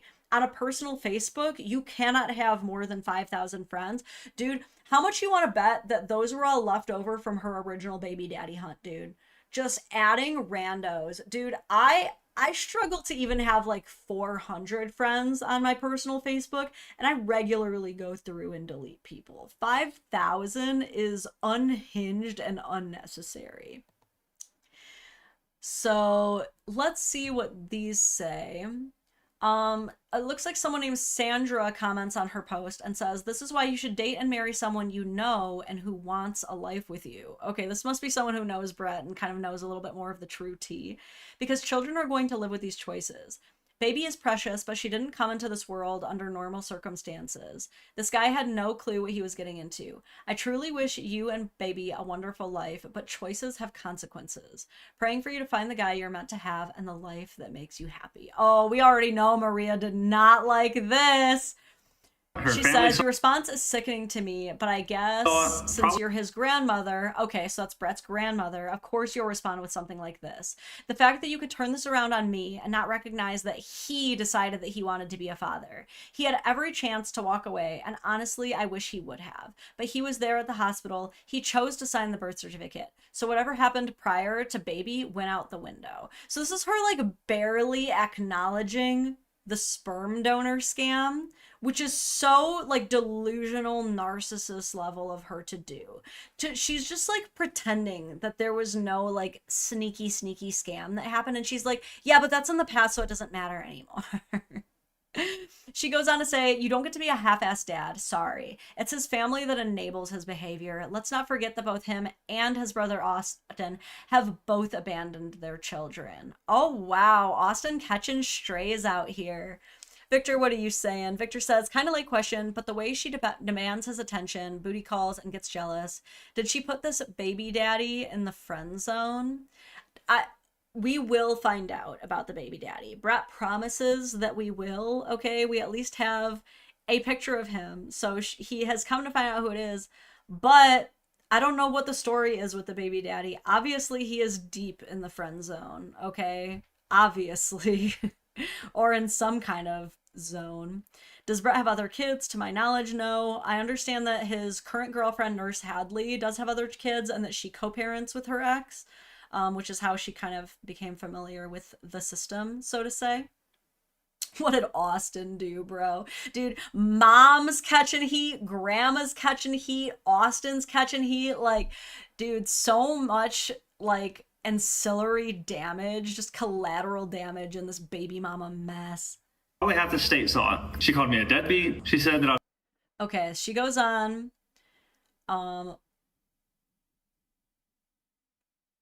Okay, so that Austin abandoned their children for long periods of time. Something is seriously wrong with all of you guys. I pray for all of you. Sandra just responds very casually, "You're right, he did get a choice." Maria is like not happy with her short responses. By the way, if there is one way to defeat a narcissist, it is the gray rock method. I talk about this all the time, but it bears repeating. The gray rock method is when you just go stone cold, essentially. It's where it gets its name. Is like tons of us have been through this with either our co-parents or some other narcissist in our life, where they thrive off of these paragraphs long exchanges. They love the arguments and the attention that they get from you arguing and the victim complex that they get from it.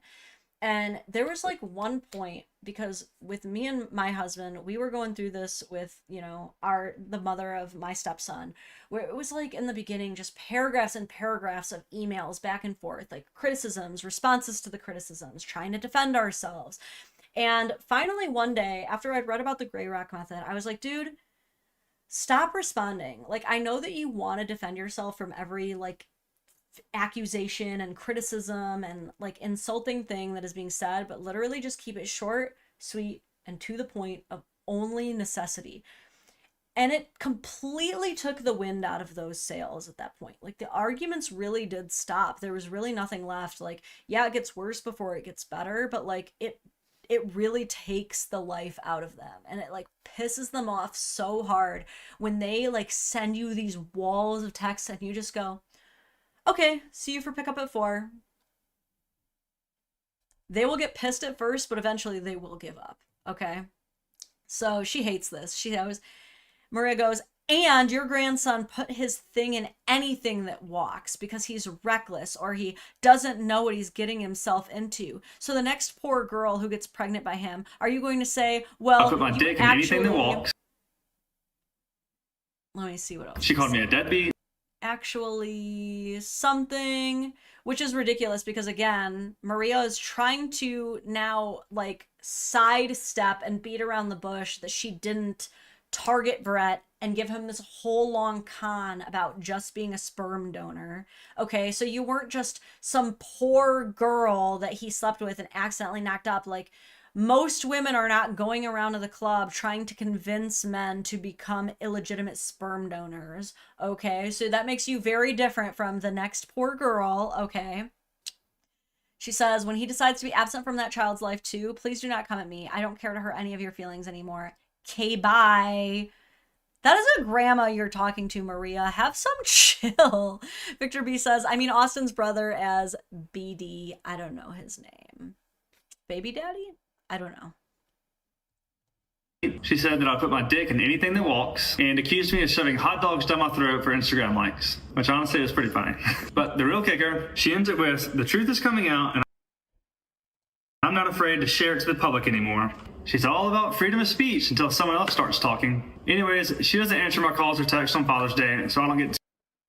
Oh, wow. So after all that crap talk about Brett doesn't even want to be there for his baby on Father's Day, Brett's an absent father, Brett won't be there, you should be there for Father's Day, isn't responding on Father's Day. He says, hey, I get in town around 3. Can I come get baby? See the baby. I'm not even shocked at this point. On June 20th, we head to the Bahamas for Hadley's brother's wedding. My parents were supposed to keep the baby for the weekend, but at the last moment, Maria asked if she... Okay. Maria says, can I keep baby this weekend? We have a birthday party Saturday for Sarah's daughter and one on Sunday for Amanda's daughter. They never miss baby's parties. Brett says, that's fine, but I want to talk more about the situation with baby on Monday. Keep the baby instead. I say, sure, trying to keep the peace. Naturally, 2 seconds later, she's texting my mom. She's saying that I chose my girlfriend over my... Oh my God. Mom is not your free therapist, lady. Leave Brett's mom alone. Honestly, like, I understand why she doesn't. Like, most grandparents are not going to block the mother of their grandchildren. But dude, like, I feel like she honestly should at this point. Because Maria goes, how do you not see what I'm talking about? How does your son sleep at night? He skips town on the weekends. He should have had his daughter. He chose his girlfriend over his daughter. This is so sickening, and I don't understand how you defend him. I'm going back to court for full custody in hopes that he'll sign his rights over. It is really sad that it has come to all of this. I just hope you wake up and realize your son has never made baby a priority in his life. I don't know about any of y'all, but like, dude, if I ever said this shit to like my husband's mom, she would be sending the Italian mafia after me, dude. Like, my mother-in-law would never tolerate this bullshit, dude. Corey, thank you for the 5. Says, hair is the first thing a man notices on a woman. And Lauren, you have great hair. Thank you. Thank you so much for that. I appreciate that. I will say, it is all my stylist, though, because I never got compliments on my hair before I started consistently seeing this woman who is just a national treasure, quite frankly. I've been going to her for like 5 years now, probably, and I adore her. She's an amazing person and a snake mom. Fun facts. Anyway, so mom says he won't sign his rights over, and like I said in my comment, it is not my job to defend or argue. I see this is what you do not. From the beginning, you have blocked him anytime he didn't step according to your expectations. Okay, so she's like, look, I'm not going to blindly defend my son, but I am going to call you out on your bullshit. Okay, so let's go, mom. and now she's going back to court for full custody. My mom calls her out and says Okay, so this is the full message from mom. It's not my job to defend or argue with anyone. What I also see is what you do not. From the beginning, you have blocked him anytime he didn't step according to your expectations, period. From the time I came to get Max from your apartment in New Orleans, you were ignoring his call and not answering because you were not happy with something then. He is not perfect. No, he is not. But you have micromanaged his every move. You have been out of town for weddings, double weekends aplenty. As a matter of fact, you wanted me to keep him last weekend before I was going out of town, which would have been a double weekend away for you. I have always liked you, Maria. You are a good mom, but you are being a hypocrite. I knew for a fact last week during that post that he had already made plans to come home Sunday and be with baby prior to all of that. But what happened? exactly what everybody else is thinking. His request, you talk about communication when it's convenient for you, but do not reciprocate. I love baby, we all do, but you can't have it both ways. I know you have wished him dead multiple times. Let's go, mom. It's straight up like, you're saying he's absent because he wants to go to a wedding with his girlfriend, but didn't you have me watch the baby so you could go to weddings? Like, get her, mother, get her. Also, Corey, thank you for the super chat. And yes, I'm playing the shit out of Oblivion Remastered. Those who are part of my Patreon and part of the Discord know that I am playing Oblivion Remastered. We have a lot of play dates in the Discord. You've micromanaged his every move, he's never bashed you publicly, and you've wished him dead more than once. And she was right. So it's June, and according to the court order, I'm supposed to have the baby for the whole month. But as usual, Maria was picking and choosing what rules apply. June 25th, this is what her family loves to twist. The infamous Lowe's incident. Here's what actually happened. The night before on the phone, Maria told me that I could pick the baby up from school in the morning. So I did. We ran some errands, grabbed lunch, and then we went to Lowe's. While I'm there, I text her and ask if I could keep the baby overnight. She calls me immediately. Her response, not thanks, not sure. Is Hadley with you? I said yes, and instantly she flips. She says that she's coming to Lowe's right now. I was like, no, you're not gonna make a scene in Lowe's. I'll just drop Hadley off and then I'll bring her back to your house like we planned. I hang up and then I reiterate what I said on the phone through text. I put away my phone while I'm driving. I check my phone when I park at Hadley's house. Apparently, Maria's at Lowe's now. I had multiple... Oh boy. So the text we see on screen is she finds out that he's at Lowe's with Nurse Hadley, which, like, why are you not calming down about this yet, dude? Like, Hadley is not going away, but, like, again, this is something that I also personally experienced. Like, just to sidestep away from his story to tell a little piece of my own. Like, some of you know this part already, but I dated TJ for several months before I was introduced to his son as, like, this is someone I'm seriously dating. We wanted to be, like, sure that we were, like, pretty serious before introducing me in a way like that to his child, because that's the responsible thing to do. Despite the fact that she knew that it had been several months, when he told my stepson's mom that he was seriously dating somebody, the response that we got was, well, I don't want her around my son until I meet her, and I don't want to meet her. So for me, like, I kind of had to play a similar game where, like, I was trying to respect the mom by, like, not being around the son and, like, basically hiding under a blanket for several months. But, like, it kept going on and on and on. And I was like, hey, do you want to, like, meet for coffee? Do you want to meet for drinks? So, like, trying to get to know each other. And I was always like, no. She would, like, not get over it. And I was like, attempts were made to kind of, like, scare me away almost. Like, she would say things to me, like, alluding that, like, he wasn't really taking me seriously and I should just kind of, like, give it up. And it wasn't until one day my now husband calls me and he's like, hey, I just went to walk my son to school, which he would do some pretty regularly because he's never lived far from his son. And he goes, and her new boyfriend's car is parked there, meaning he's staying the night, sharing the same room that she shares with her son during the school week. And that's when I was like, okay, well, I'm not hiding under a blanket anymore. Like, the rules for thee, but not for me situation had gone too far for me at that point. So, like, I definitely know what Nurse Hadley is going through at this point, where, like, you show up to, like, and that's the thing I will never understand was I remember like, when I finally talked to her, she was like, well, it's so embarrassing that you came with him to pick up his son and all my neighbors saw you in the car, and that's so embarrassing. And I'm like, but it's not embarrassing for you to have your boyfriend spending the night during the week when you've just started dating. Like, I don't understand this. Like, the absolute hypocrisy of it all. Like, I know what Nurse Hadley is going through right now, okay? And it's bullshit. So the text we have on screen is the Lowe's meltdown. Maria goes, I'm already on the interstate. It's okay. I don't mind coming to grab her from you. I'm about to get off the interstate. Can you bring her to the front? 5 minutes away. Question mark, question mark, question mark. Why aren't you answering? I told you we had dinner plans at 5. Oh boy. Multiple missed calls from my dad. I call him back and he tells me that Maria has called him. And apparently now she's calling Brett's dad. This is psycho. Running up and down the aisles at Lowe's, screaming that her daughter had been kidnapped. Oddly enough, her family doesn't deny this part. Okay, let's see. This is a post from Maria's cousin.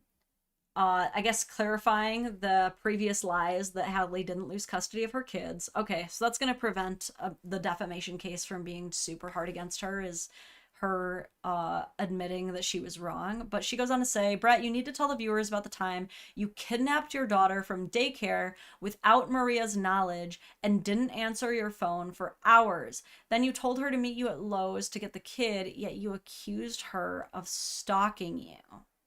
Okay. They just said that I didn't answer the phone for hours. The drive from Lowe's to Hadley's house is 17 minutes. I called Maria back and she starts making threats. Hadley tells me to hang up and text her because I need this in writing. Hadley is the GOAT, dude. Like, so correct, so accurate that you need to be documenting everything. You need to get as much in writing as possible. Very good baby mama pro tips. Okay. Brett says, said I could keep her until after or before, depending on what we were doing. Please stop calling my family asking questions after you just publicly bashed them. I told you I was bringing her back home when we got off the phone and over texts. Maria says, no, I told you I was on the way and you said you were here. This is exactly why I don't trust you. I'm here at Lowe's. Please bring baby to me right now, or I promise I'll find Hadley's address and get her myself, Brett. Okay, yeah, the threats are continuing. That's really scary. And I could care less about your mom or your grandmother or your brother. Bring my daughter back to me now.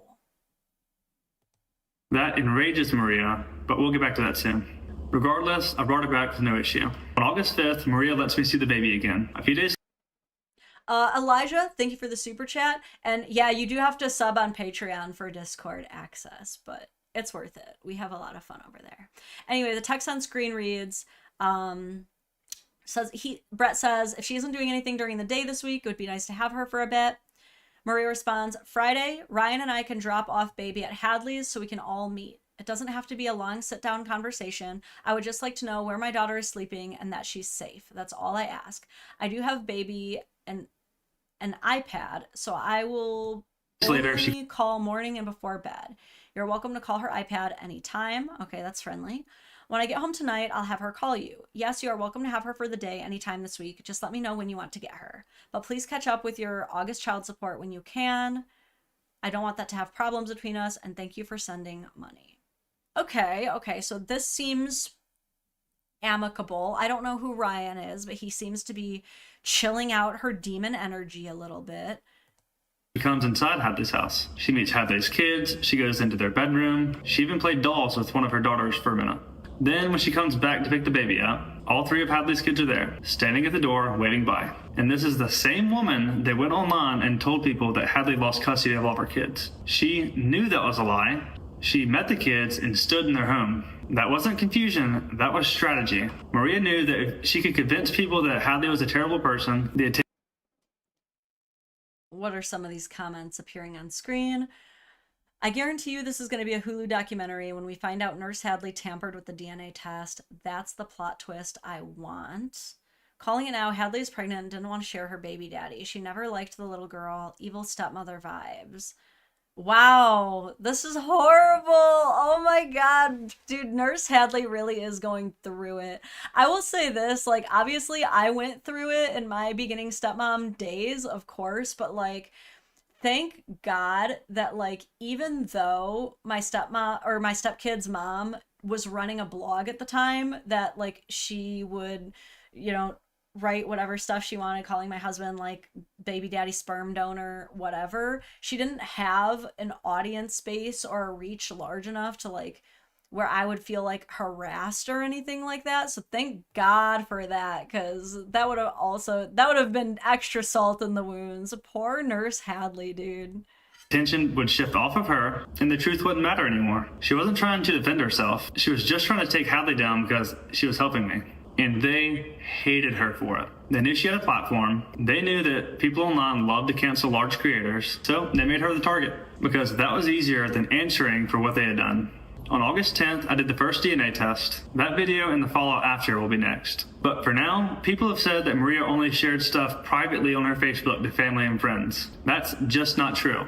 But even if those posts were private, they weren't. Explain this. Maria and her friends were in Hadley's comment section months before I made a video. They were harassing her and spreading lies. Okay, here's one that says, "You're asking for it." Trying to bait her into saying something back. Hadley didn't respond, she just deleted it and moved on. Meanwhile, they're in her comments. That's another narcissist move, by the way, is they try as hard as they can to get you caught up in reactive abuse. If you don't know what reactive abuse is, it's when you are pushed so far to your limit and beyond that you end up reacting in a way that it is so far outside of your character that you would ordinarily never act that way, and you end up committing actions that would be considered abusive, but it's not typically who you are, and it is only because you were pushed to this point. So what narcissists are really, really good at is pushing you and antagonizing you and getting you into this place where they want you to have a big reaction so that they can go, see, they're crazy, just like I told you they were, and I'm the victim. Can you believe they'd act this way? Like, you have to always be on the lookout to not fall for this shit, and I truly commend Hadley for not falling up in that. Saying that I was behind on child support and that she moved me into her house. So they're commenting on her posts. "You should tell your boyfriend that he needs to pay his child support. He's 2 months behind. Fixer upper, LMAO." And here's Maria commenting, literally comical, "You aren't alone, but literally moved the father of my child into your home with your 2 little girls after knowing him for only 3 months. Stop pretending you can be alone. Brett After only knowing me seen his child in weeks. You picked for 3 months. Winner." For the record, none of that is true. But they weren't interested in the facts. They were interested in turning the internet against her before I ever said one word. And I sat there with DNA results in my hand, knowing everything they were saying was a lie. And that's when it really hit me. This wasn't just about controlling me anymore. This was about making sure no one ever believed me. And if they had to ruin Hadley to do that, they didn't care. On October 8th, I finally posted the truth. I shared the DNA results, I told my story, and I kept it factual. And immediately, Maria's cousin Michelle jumped into Hadley's DMs. She said, "You're the problem. Brett was..." Oh boy, here we go. So, Michelle mentions her in her story. So I'm assuming this is Hadley talking. There's Hadley says, "This is insane. Brett is not the dad, and I have never been mean to you, Maria, or anyone. I truly do not understand why you are doing this. None of what you posted is even true. And posting that my son, who is an AB student and old enough to read comments, has a learning disorder, he doesn't." Michelle, Maria's cousin, responds, "I've had my share of media training, so trust me, this isn't new territory for me. For the past 3 years, Brett never brought up a paternity test until you got involved. It doesn't matter. It doesn't matter, though. Like, that doesn't matter. Like, you're acting like Hadley is the reason the kid isn't his." She goes on to say, "And let's be real, There have been other women in and out of his life. It's clear you've coached him on what to say and how to present himself. Okay, so this is just projection at this point. She basically, and she told on herself right then and there. She's like, oh, well, I've had media training, so I'm assuming that you have and are coaching him too. But who's really doing that? Elijah, awesome! Welcome to the Patreon. I'm so happy you joined. Enjoy all your early access that is soon to come. Michelle goes on to say, he wouldn't be this confident without you in his ear. Did you direct him to speak to Maria before airing this out on social media? I was never this confident. You are the problem here, and your intentions are anything but genuine. Until you were in his ear. He never questioned anything before you, and there it was. It was never about the DNA test. It was never about co-parenting. They were just angry because I was not easy to control anymore. And Hadley, he was never the villain. They just hated that someone finally gave me the strength to stand up for myself. And what really blows my mind is how many creators took their side. Even after Michelle publicly posted that she ever saw Hadley, it was... Hold on, let me read that. Creators took their side. Even after Michelle publicly posted... Michelle posted, he exploited his own child for views. You know what we call that in Hollywood? Selling his soul. He shows no remorse for putting a mother and daughter in danger as long as he lines his pockets. Not only is he a fraud, but his girlfriend is the mastermind. She's exactly like Gone Girl. I can't wait for people to know just how truly evil they are.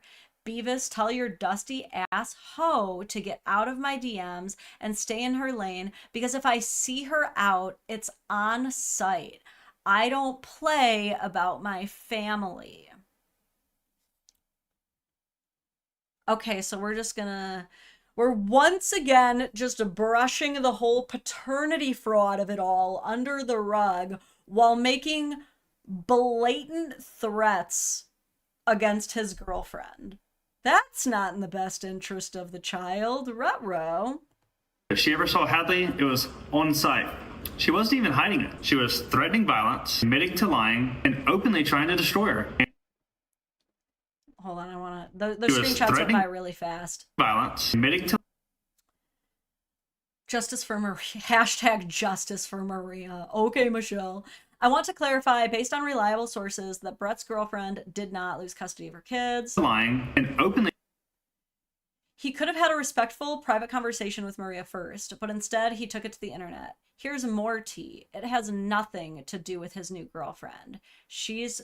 It has to do with his new girlfriend. She's truly vile. Again, it doesn't matter who told him to get the paternity test. It doesn't matter because he did the paternity test and now Maria's cooked, dude. Doesn't matter. Trying to destroy her. And instead of calling that out, these creators amplified it. They didn't ask any questions. They didn't look at any of the facts. They just picked up the pitchfork and joined in. So if you're one of those people who helped them do it, you didn't just get it wrong. You helped abusers keep their power. I'll be waiting for an apology. Mic drop, dude. This expose has been masterfully articulated. And again, I know that Maria and her family seems to think that he went through media training for this, and who cares if he did at this point? This is his truth, this is his reality, and this is a child's actual life. So sorry for taking the time with it, I guess. Oh man, let's keep it going. And that's when I immediately called my mom. I just said, I'm not the dad. By July, I was done. I told her, if you're not going to follow the agreement, neither am I. And so, I quit paying her. I asked her if I could keep the baby. She said... Ooh, this is where I don't know how this is going to go for him. Because like I said, he signed the birth certificate. So, even if he finds out that he's not biologically the father and that paternity fraud occurred, the state's not going to care. To the state, you're the dad, you have to pay the court-ordered child support as long as it is ordered until that child is adopted out by another father.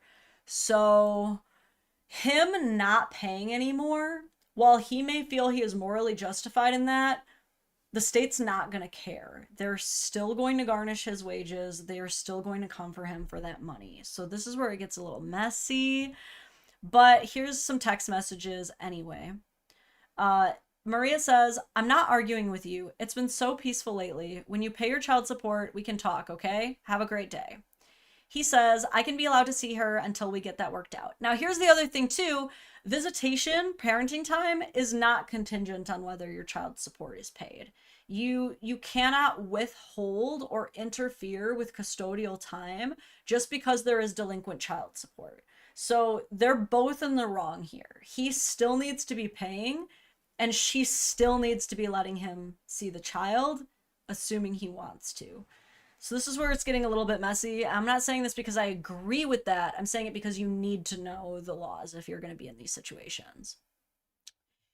Maria says, how, Brett? You haven't paid child support. LOL. He says, I'm not paying you when you're making that a control thing. You are not allowing me to see her based on an issue and agreement we have. You can't tell me where I can and can't stay with her or who can be around her. True. Very true. This isn't a situation where you have that control. You can't do the same thing I'm doing and then not allow me to see her. You not allowing me to see her is against our agreement, so I'm not paying you because you aren't honoring that. Again, they're both in the wrong here. Until we get that worked out, I'd still like to be able to see her. You're using her as a pawn at the moment. True. She says, I've called you twice to discuss. This is the problem. This right here. Lack of communication. I've been telling you this from day one. This is not control. This is you not following our court agreement. You keep violating it. I never said your girlfriend couldn't be around her, but I ask that I know where my daughter is. Then we can discuss. I told Hadley I wasn't paying her, and we got into it. She's like, you have everything you need to take her back to court. If I stop paying, all the judge is going to hear is that I stopped paying child support. Yep. I understood what Hadley was saying, but I was at my breaking point. And then I hear from my mom. Now she's telling my parents that they can't even see the baby anymore because... Okay, so here's a text on screen of Maria to the mom. Maria says, I hope this does not cause issues between us. And please don't be upset with me. Side eye. After thinking about it, I've decided to not let baby stay tonight, unless I can confirm Brett is out of town. She won't be allowed to come over since Brett refuses to care for her. Hold on, let me go back. Refuse to care for her.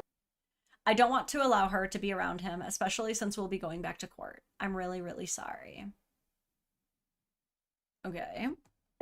Which, to Maria, that just means I'm not paying her enough. And it's the same thing that she always does. When she can't control me, she goes to my parents, because she knows that works. I caved after 6 days and paid her. Just like that, I was allowed to see the baby again. Hadley had brought up DNA test, and me thinking court was imminent, I thought it was a good idea to go ahead and order it. So that weekend when I had the baby, I decided to do it.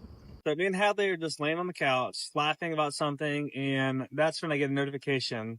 It's an email from Paternity Lab. After I open this email, I read it, and I think I'm reading it wrong, but I scan it 3 times, and I see 0%.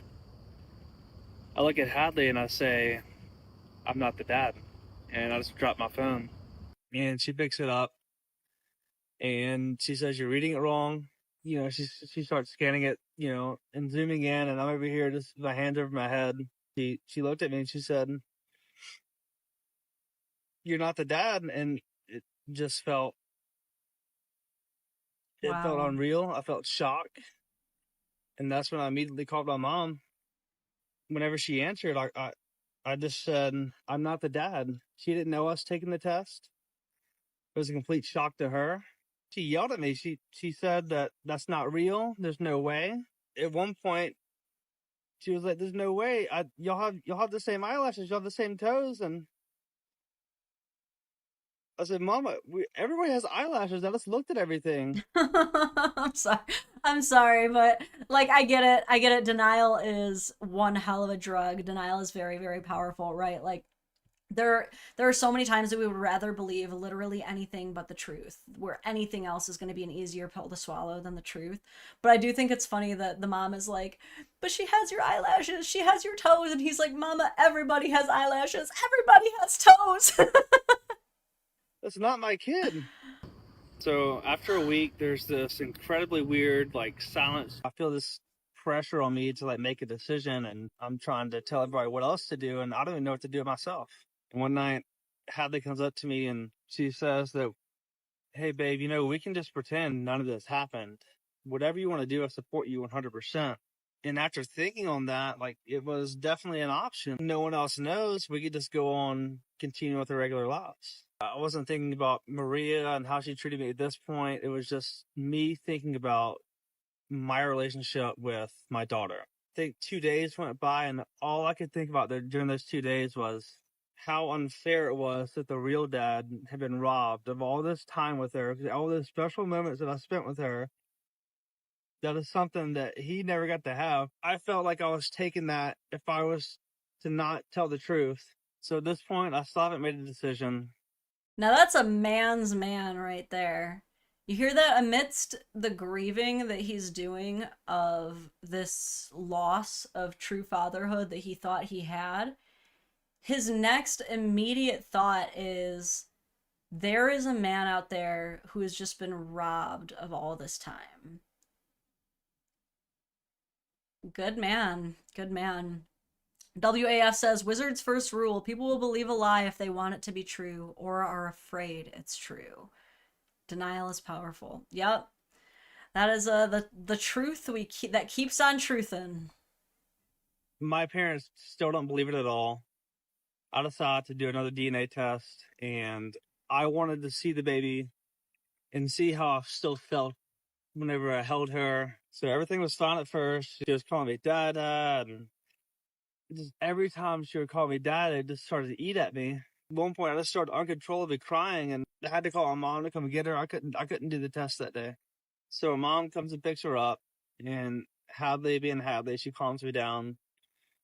And the next morning, I know that I still need to do the test. My mom brings the baby back down, and that's when we did the second test.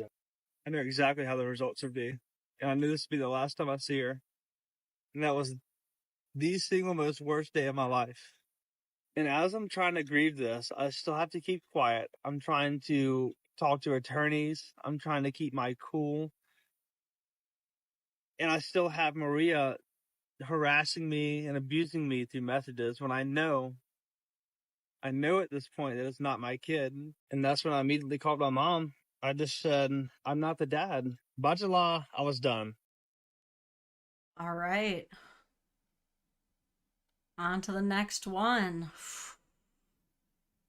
I started telling friends and family, and everybody's in shock. The probability of paternity is 0%. Bro! Isn't that the most insane thing you've ever seen in your life? I hired a lawyer, and he said, do not contact Maria again until she's served. For the first few weeks, I was just sad, and then there was this moment. Hadley and I were just sitting there, and she kind of mumbled under her breath, I can't believe she called me a whore. And both of us just started dying laughing. This was the first moment where I was like, what the did I just go through? And then small town people start talking, and I start getting messages like this. I guess all of her friends always knew. Okay, so here's the messages that he's referring to. We've got one on screen that says, the entire community of Ocean Springs knew and knows who the father of Maria Wynn's child was from the get-go. Then why didn't you just say anything? What do you mean you all knew and nobody said anything? Knew who the real baby daddy was, but no one bothered to tell me. And I was pissed. I started looking at this tattoo every day. She would post this tattoo on her Facebook, and now knowing that her friends knew, I start wondering, were they laughing at me the whole time? I started to hate looking at my own arm, and I didn't want the tattoo anymore. It had nothing to do with the baby, it had everything to do with Maria. Hadley suggested that I either get it covered or removed. Yeah, by the way, this was something that we covered the last time we covered this case, was he talked about, when he last talked about this, that he got the tattoo love on his arm to honor the baby. And if you zoom in, you can see that he's tattooed it crossed out. And when not everybody, but when the Maria stands were all like shitting all over him and Hadley, this was something that he got a lot of heat for. They're like, really? You're going to cross out your baby tattoo? And it's like, I don't know, I can't really judge him that hard for this. Victor B, thank you for your generous dono. Says, here's a question. If you want to force your landlord to fix the rental in the US, you can withhold rent by placing the amount in escrow. Couldn't you do this with child support if you can't see your kid? That's a good question, but probably not.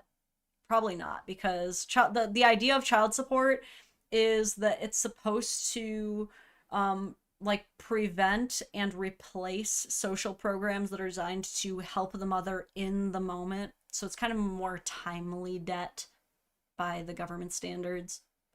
After some thought, I thought a line through it would symbolize moving on from the abuse, but not forgetting the child that I love.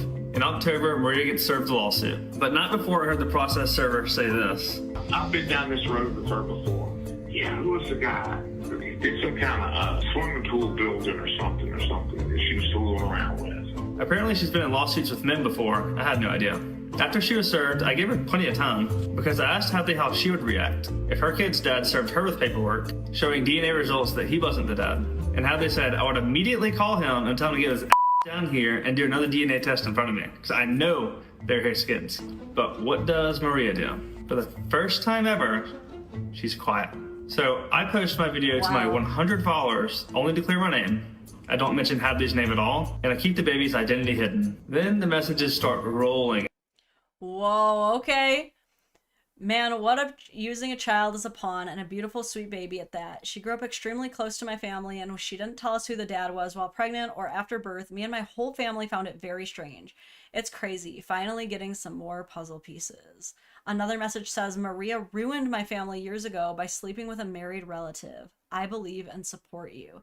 And yet another message says, brother, serious question. What year, month was the baby born? I hooked up with Maria in 2020 and found out she was crazy. I've had multiple nightmares of her showing up and saying something. Hold on 1 second. I'm going to replace the camera battery. Keep this moving. I just got to make sure it doesn't die. Okay, it's not like super close to dying, but better safe than sorry.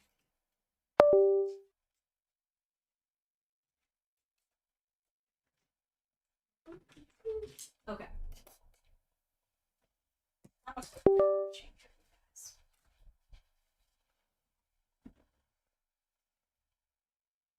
After I'm served with a restraining order and they're demanding I take down all my posts. And that's when they take the opportunity to start twisting the narrative online. And while I'm silenced for 6 months, I start unraveling the truth about everyone in Maria's web of lies. First up on the list is Miss Vietnam. There she is, Miss America. I don't even think y'all motherfucking ready. I started telling friends and family, and everybody's in shock. The probability of paternity is 0%. Now, what is about to happen with Miss Vietnam? Now that the story is viral, all of a sudden you're world's best cousin. Get the fuck out of my room! It's Michelle. Nope. First of all, Michelle, you. You know who the fuck I am, bitch? I do now. My name is Michelle. Sus, she wants to be TikTok famous. Sounds like she's trying to ride somebody's wave for 15. Michelle says, dude, I don't need to be TikTok famous. I don't even use TikTok. The only reason I'm on this platform is to spread the truth. Do your research. I'm the former Miss Vietnam. I'm the former Miss Vietnam 2014. Vietnam in the left corner. Michelle claims to be Miss Vietnam 2014, an honorable title. I'm slightly confused though, because when you Google Miss Vietnam 2014, this person pops up. That's not you. Winning a prestigious title like that would come with at least one other pageant win. The current winner has been in many different pageants. So imagine my confusion when you posted that Miss Vietnam 2014 was your very first pageant ever. Huh, that's strange. So, wow, what a crazy thing to lie about, as if that's not like very easy information to find. I started doing more research. I was able to find some news articles on it. Turns out it was a charity pageant in which you could self-appoint yourself to any country you wanted. You've never won a beauty pageant in your life. You came in 5th place in that pageant. And if you think it stops there, you're wrong. This is Michelle's own personal tab. Incredibly thick. She couldn't keep her goddamn mouth shut. The new girlfriend, she's truly vile. A way for people to see just how truly evil they are. Beavis, tell your dusty ass hoe to get out of my DMs and stay in her lane, because if I ever see her out, it's on site. Stay in your lane, 3 or 4. We were talking about the 3 or 4 comment. Oh, you were serenading her. Serenading her. I knew exactly what song it was too. Give me the grease, girl, and grease my pole. I wanna get lost in your pussy hole and fuck away. You were laying in bed at night, being like, okay, look up this person, go look up that person. Like, we went down the rabbit hole. Where don't fuck with cats in this conversation, because we go down a rabbit hole. At this point, we couldn't stop. What else does she lie about? I pretend to be a journalist. Michelle claims that she's a model with BMG, so it's called LA office. BMG? Hey, I was calling to see if Michelle View was available for a photo shoot. Do you mind kind of emailing this to us? I'm not finding her profile. Yeah, what's your email? I'm gonna need the screenshot, email it to this person. Guess who's a liar? And this is an email from the talent agency saying we have no records of her in our system. So the whole family is just a family of frauds. We're starting to find out. But once I get to the modeling agency, I start digging into that. It's a picture of a plane and it says BMG models. Right? Reverse image search the photo, and it's just a stock photo of a private jet on Google. I knew that was gonna happen. So then I click on her publicist's website, because apparently she told Hadley she's PR trained. So on her Facebook, you click on the link and it's a broken link. It's a GoDaddy.com saying nothing exists. I forgot about the PR trained. Let's get into the paparazzi photos. I find the website that photo is posted to of her at the nail salon with paparazzi up front. Turns out the guy who runs the website, he has his name underneath all the stock photos. Hadley finds his LinkedIn profile, and this man is paid to go take pictures of people, and they pretend that it's paparazzi. We had this suspicion for months, but there's no actual proof. That is so embarrassing. Oh my God. There are people out there staging fake paparazzi shoots so that they can appear more famous. Clout goblinry of the highest order. And we had a friend last week of her. Okay. Someone else messages, her cousin is a psycho too. She adopted one of my dog's puppies and then slept with my boyfriend at the time. She was obsessed with trying to be famous and would fake paparazzi photos where she would hire someone to take candid photos of her doing benign shit. Then she cheated on him with Nikki Diamonds, who was married at the time, and got pregnant. She ended up moving back in with her mom. She confirmed yes, it the was crazy runs strong in that family. Profile, Stan account. Oh, I forgot about the Stan account. Okay. So not only did she fake paparazzi photos, this woman makes fake Stan accounts. That is basically just like a fan page for celebrities. And if you click on them, the comments in there, it's so clearly, Michelle commenting about pictures of herself. Real woman in this situation, especially I'm starting to think narcissism is like actually genetic, because this is holy narcissism, Batman. The secondhand embarrassment that I feel knowing that this woman, by the way, I remember like 5 or 6 months ago, I actually reached out to this cousin and I was like, hey, can I talk to you about this? And like, I want to know your side. I want to hear your side of things. And like, she did message me back. We did have a back and forth for a brief period, but like, to imagine that she's out here creating fake Stan accounts and creating like fake comments to be like, oh my God, you're so amazing, Michelle. Like, that's so embarrassing. A lady would handle herself with grace. A Southern lady, huh?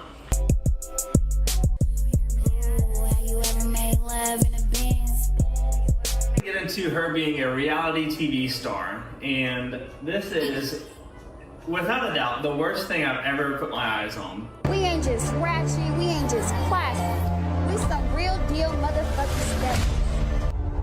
I don't even think y'all motherfucking ready. Y'all on a mega platform. When this shit airs, it's gonna be a big shit going. Every TV network in the industry is scared about this show. Everybody calling. Go outside, it's gonna be everywhere. I do MMA, baby. I was a professional MMA fighter. You were not. And if you think it stops there, it doesn't. That? We're about to move on to the next part of the web, and that one is titled Don't Fuck with Hadley. Now that the story is viral, all of a sudden your world's best. Honey, you are not an MMA fighter. Oh no. We thought Amanda was just Maria's best friend, but then she tries to ruin our lives. Turns out, she's been protecting a secret that she knew from the very beginning. It started whenever Amanda posted that Hadley lost custody of her kids. Completely false. And instead of fact-checking, she tags Hadley publicly like she's proud of it. Hadley responds kindly and just tells her the truth. Amanda lost it. That's when she started going off in the DMs. And Hadley just doesn't respond.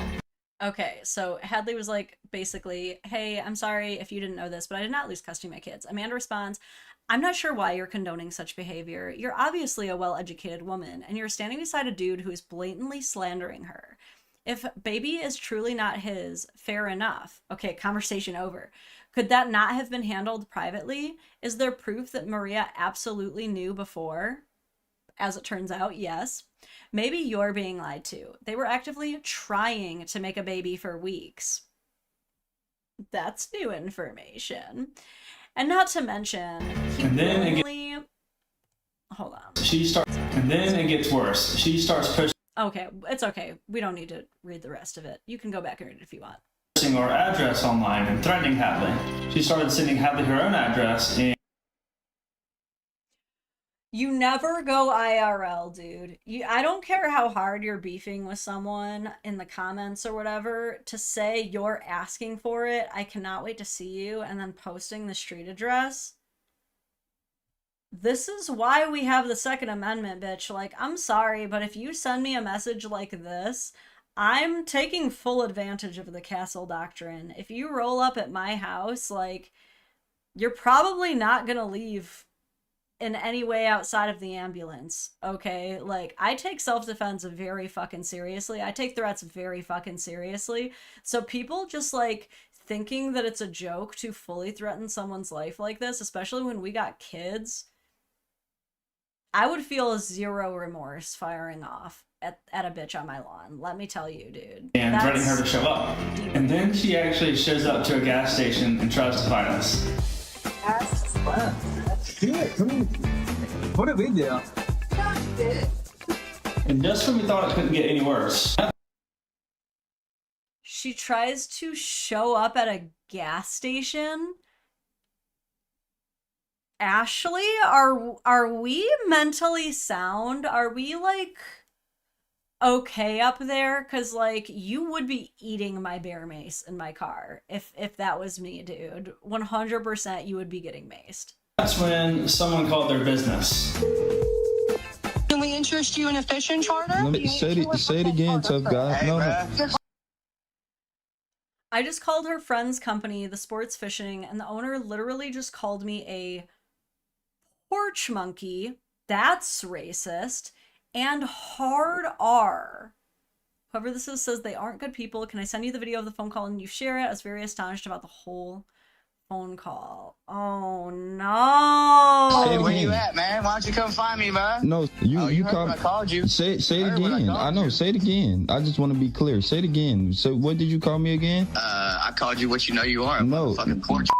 Oh wow. And what else? Yeah, and what else? Where you at? This is who we're dealing with. And it wasn't just Amanda and Hadley's DMs. It was her husband Julian and mine too. Threatening to fight me over a baby that wasn't even Hit me up when you get back in town so I can teach you a few things. She told Hadley that she was going to call. I'm pretty sure the MS Department of Nursing isn't going to condone such behavior. So now they're, like, trying to come for Hadley's medical license. This is so unhinged. How is Maria, like, able to manipulate all of these people like this? The nursing board, she said that she was absolutely coming for her livelihood, and then bragged about making a TikTok just to. And now I get to create a TikTok for the sole purpose of spilling all of your personal information. I've been doing too much research. See ya. Screenshot this for your lawyer. You're going to need it. I mean, that part's accurate. Expose how. Yeah, porch monkey is racist. It's, like, hard to explain, but it basically comes from, like, the inner city culture of, like, how a bunch of families, like, tend to hang out on porches. Like, I don't exactly know the full origins, but I do know that it has strong racial undertones. Hadley's personal information. Hadley made one video, not to call anyone out, just to clear her name. I'm ready to address this search bar that's been on all my videos. I did not lose custody of any of my kids, and none of them have a disability. Then Maria says this, and hold on. I'll go back. Disability. Then Maria says this, and since sorry, he doesn't show the of my kids, and none of them have a disability. Then Maria says this. More and more lies. This was sent to my lawyer. You'll be hearing from us soon. Okay. And sends Hadley a cease and desist. Cease and desists are a joke, by the way. They don't do anything. Just for defending herself. She never said Amanda's name, not once. But Amanda told her, I'm not going to stop, period. Take the video down. At this point, we stopped seeing Amanda and Julian just as Maria's loyal friends. Because it really didn't make sense anymore. Why were they this personally invested? Because we had the court-ordered DNA test back at this time. So why were they still going so hard? Is Julian the baby daddy? Is that why? Calling it. For a lie. And just like we did with Maria's cousin Michelle, we went full FBI mode. We got quite the laugh out of these, and then we found this one. And that's when we realized. Okay, Amanda posts, I'm so very proud of Julian. This has been such a long journey, and y'all deserve to relish in the glory of this first trip. I mean, look at that boat. Would ya? Cheers. Have fun, boys. That Julian and the guy that everybody's telling us is Maria's real baby daddy, they weren't just friends, they were business partners. We realized that when Maria got pregnant, that man was married with a baby at home, and in Mississippi, if your spouse can prove infidelity, they can take everything. The house, the kids, and the business. So if that ever came out, it wouldn't just be that guy's life falling apart. It would also be Julian and Amanda's too. So that's why they came after us. Not because we lied, because they always knew the truth. They weren't just defending a lie, they helped build it. And they've been trying to protect it ever since. And the deeper we dug, the more we realized this isn't even the whole story. Not even close. We thought Amanda... Holy shit. There is an entire empire that is about to crumble underneath this baby. Yo, what's crazy though is I don't think that legally they can force this man to take actual like ownership of the child. Like, I don't think that they can force legal paternity on him now that Brett has claimed it. But this all, if they do manage to, I don't know how a paternity test would work. I don't know if you can order a paternity test after the baby is, I have no idea how this works. You know what? Let's let him discuss it and we'll find out. I'm wondering if they're able to prove this though and get that poor betrayed woman whose husband was cheating on her while she's raising his baby at home her proper bag, quite frankly. Oh my God. Maria, I hope you're listening. I'm about to bury every single lie you've ever told. Let's start with the first one. You told everyone I was the only possible dad, that we were trying for a baby and that you were so sure. But the second I file a paternity fraud lawsuit, you're going straight to the real dad. You're talking to him, you're planning play dates. Yeah, you're still telling everyone the whole entire time that I'm the only possible father and calling me a liar. Is still the father of my child, and that, again, we were trying for several months to have a baby. You want to know who told me all about that? Your former best friend. You know, the same one you testified against in court. Ooh, former best friend says, then reached out to my ex-husband and helped him in court custody case for my kids. Remember her? For spite of me dating him, and she literally ruined my life for a short period of time. Seriously, F her. Anything you need, let me know. Just saw your Instagram video. She lied in court and wrote statements to help my ex-husband take temporary custody of my kids, and I am like Susie Homemaker to my kids. It was seriously disgusting. I hope she gets all of her karma. And why would you do that? Is it because she started dating a man named Brian Dale? You know, the one who actually got you pregnant. But this isn't new for you. When a woman doesn't do what you want, you go for what hurts her the most, her kids. You did it to your best friend, and then you tried to do it to Hadley. You were commenting on her ex's page. Maria says, I feel like we can definitely relate. Those kinds of people will get exactly what they deserve in the end. Our children deserve better. Thinking of you and those girls. If you ever need someone to talk to, I'm here. Liking photos of her kids. You didn't know anything about this man, and you're circling like a vulture. Because for you, kids aren't people. They're pawns. And Oh, I'm assuming Maria was commenting those on Hadley's ex's stuff. Basically trying to ingratiate herself with Hadley's ex in hopes that it would mean she could ruin Hadley. Every time that I get closer to the truth, you rewrite your entire story. I said we never dated, and you post old photos and change the dates to try and make it look like we were together. Maria, explain how we're wearing the exact same outfit in both your December and... like, it's gonna be really hard to maintain that facade and be like, we've dated for months. It's just that every time we go out, we wear the exact same outfit every date for months. Live photos. And who wears a leather jacket and jeans when it's 86 degrees out? I said I wasn't the dad, and you accused Hadley and I of tampering with the DNA test. Her DNA? So I asked for a court order test. Ooh, now you're hitting me with a gag order to shut me up. And when I spoke anyway, all of a sudden, the story changes again. And now, it's the real dad told me he could never have kids. I believe the only reason it didn't is because she was told by her other partner that he could not have children at all. That was not possible. She then figured, well, he physically can't, so clearly it's Brett's. Unless she was told they weren't able to have kids. So this is like some girl named Alexandria trying to like vouch for Maria, I guess. So yeah, I've given guys a lot of advice, but now it's time for the ladies. Ladies, if a guy ever tells you like, oh, don't worry, I can't have kids anyway,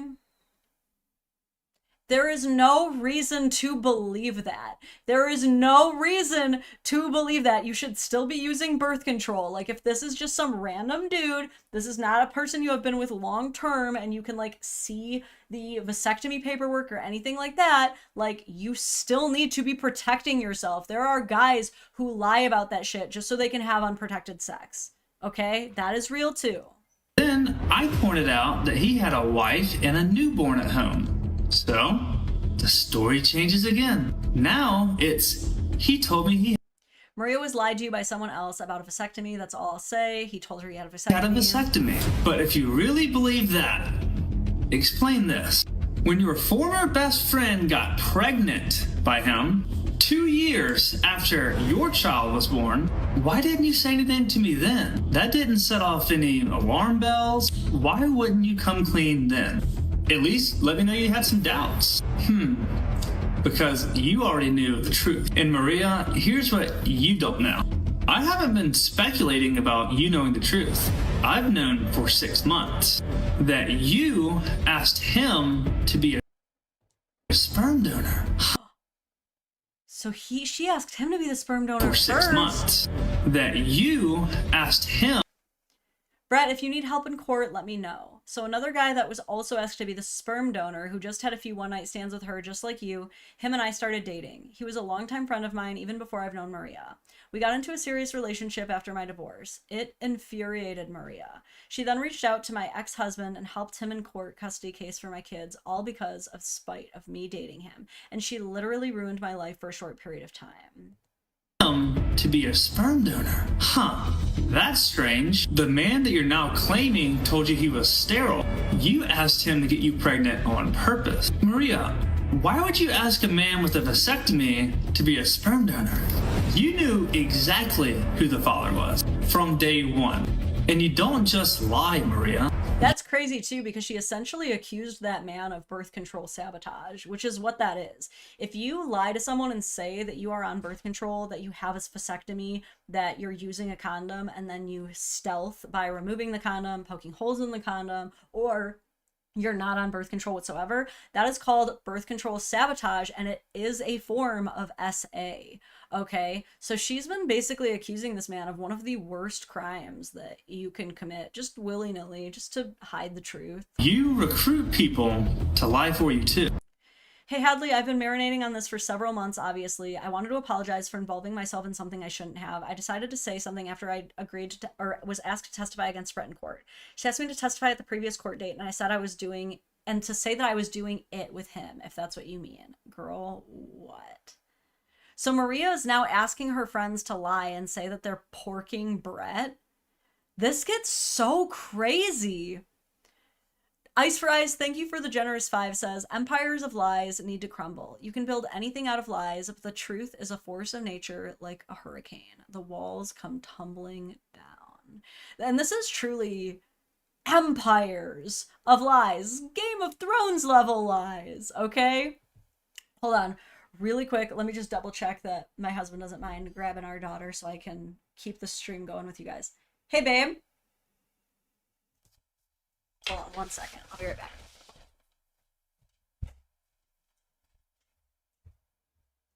Babe?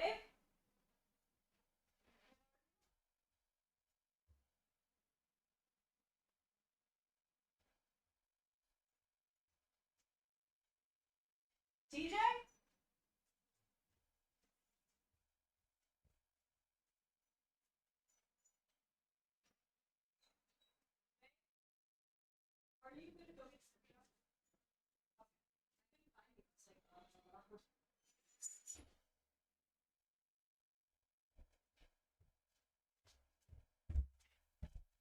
I had to go on a quick husband hunt, but okay. Parenting arranged. Let's keep going. And you turn on anyone who threatens your latest version of the story. And when that stops working, you destroy lives to stay in control. You didn't win in court, except for one thing. You managed to silence me for 6 months, and I'm not staying silent anymore. And if speaking the truth puts me in jail, so be it. This morning, Hadley and I walked into the courthouse and filed criminal charges against the people you sent to threaten us. You wanted to scare us into backing down, and all you did was prove that we were right to speak up. I spent years keeping the peace. Not anymore. Maria? Oh, so the gag order is still in place. He just don't give a okay. But I am telling you right now. Hold on. Let's see this. This is a comment from a guy Win. I'm assuming a relative of Maria's. Says, you effing liar. You were hungry for money. This is not what it seems, but you make it such a big deal. OMG, are you really human or are you an alien? God knows, so be careful. The man will get you soon for everything you do. Praying for you. That motherfucker back there is not real. Maria's mom is now saying, I'm an alien. Anyways, this entire web starts with 3 people. Me, Maria, and Brian Dale. Brian Dale, married at the time. Maria, sleeping with him anyways. And then there's me. Here's what people aren't understanding. Maria asked us both to get her pregnant. Sperm donors. Both of us. But she told me that I was the only one. And that wasn't true.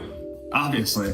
She got pregnant in June 2021, and during that window when she conceived, I wasn't even around. Brian seemed to be. So the question is, did he know the truth the entire time and keep quiet?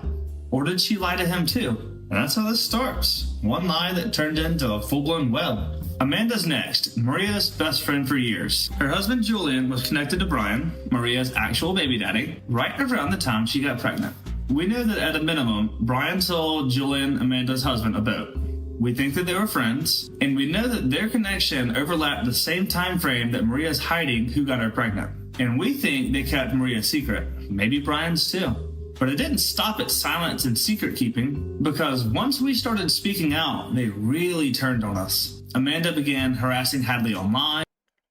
Okay, we saw this one. And Julian was threatening me directly, and it escalated to a point where we've now pressed criminal charges against both of them. Maria's former best friend is next. They were really close until she started dating Brian. And just like that, Maria flipped. Maria started messaging her ex-husband. She tried to help him take her kids away from her. All because she was dating the guy that Maria had been lying about for years. And while they're together, we believe that Brian told her the truth, that Maria had asked him to be a sperm donor. Here's another connection. So I'm assuming that Brian must have gotten divorced anyway, because he's now dating this other girl. I'm not sure if it means anything yet, but I'm going to mention it anyways. Maria's former best friend, she was last year's Mardi Gras queen, and Maria's boyfriend's ex, stay with me, is the current queen. This isn't just a title that they hand out to anyone. This is a prestigious title and it means a lot in our small town. And we heard that this year Maria had been trying to be the queen herself. Maybe some small town bullshit. Maybe it's something else. I don't know. I'm sure women would have a better perspective on this. Which brings us to this part of the web. Maria's boyfriend. Maria started dating Ryan around the same time I started dating Hadley. She told me that... Alright guys, you guys asked if this was a cuckold story and I said no, but I lied. Ryan might be getting cucked pretty hard right now. Hadley couldn't be around the kid, while some guy that I've never met was around the kid constantly. Total control freak shit, but that's just Maria. Michelle, Maria's cousin, is next. You've seen the videos, you've seen the lies that she spread. She didn't just defend Maria, she made it personal. She tried to get me and my girlfriend canceled, that's why she's here. Hadley's ex is next. Maria started commenting on photos of their kids, trying to get close to his family. Same pattern as her former best friend. It's fucking weird. And the former best friend is the one who completes this web. Because after all of this, but before I found out the truth from the DNA test, Maria's former best friend got pregnant by Brian Dale also. He had his first kid with his ex, he got Maria pregnant in 2021, and Maria's former best friend in 2023. Brian was also hanging out with Maria in 2022. So we know that he knows at a minimum that Maria had a baby 9 months after sleeping with him. So here we are. I think almost every piece is in place, but there's still some things that aren't adding up to me. If Maria cared enough about Brian to try and ruin her best friend's life because she dated him, and she went to him immediately after I got a DNA test, why even involve me in the first place? If she was just trying to extort me for money, how many people knew about it and said nothing? I mean, I have some great friends, but no one I'd be willing to send death threats to and risk jail time. And sorry to all my cousins out there, but I'm not going to publicly harass anyone over your lies either. Even Brian's ex, we felt bad for her because we thought that he cheated on her. And she's now in my comments calling me a clout chaser and a liar. This is crazy. Ballsy McPhee says, yeah, the Mardi Gras queen checks. I've lived down here all my life. People will murder for such an honor. And yes, it's happened. That's so deeply pathetic. Because she's claiming Julian and Brian have no relation to each other. I don't know about you guys, but this post looks like Julian and Brian have some relations to me. Just maybe, I don't know. So my question is, why are all of these people so dead set on silencing me? And why are they protecting each other? Because it seems to me that they've all really done each other wrong here. And then Amanda just said this, that I was so close to the truth. Interesting. Amanda says, someone says he's posted more vids. I know those folks, but I'm nosy and seeing your name in the screenshots. Amanda says he's skating all around the facts. Ain't said one thing that's true yet. He's so close. Poor guy.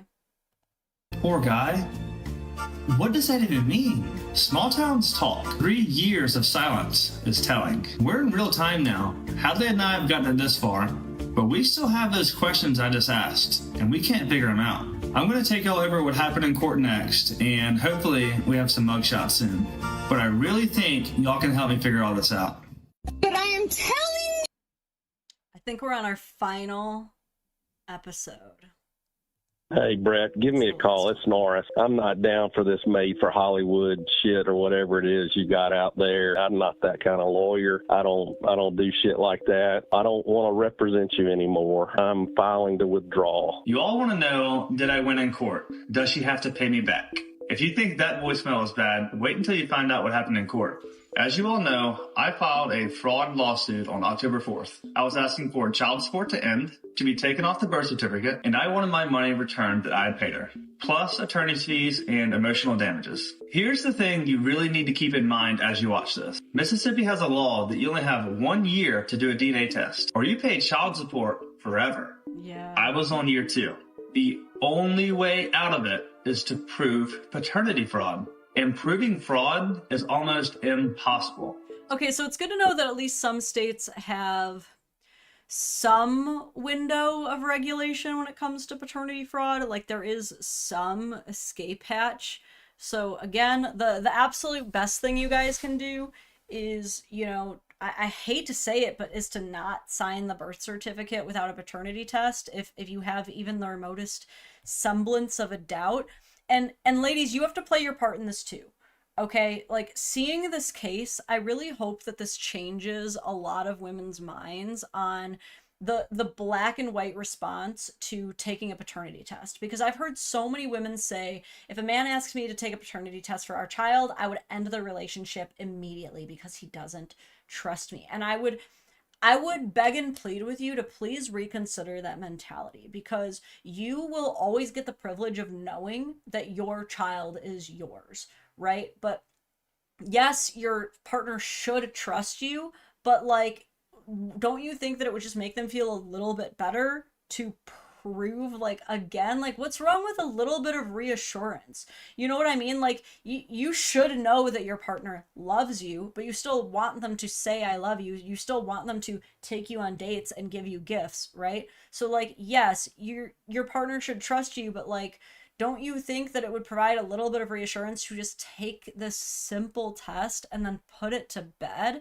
You know what I mean? Like, ladies, we have to play our role too, and we have to stop looking at paternity tests as this great offense to us and this great personal attack, like, when shit like this is really happening out there.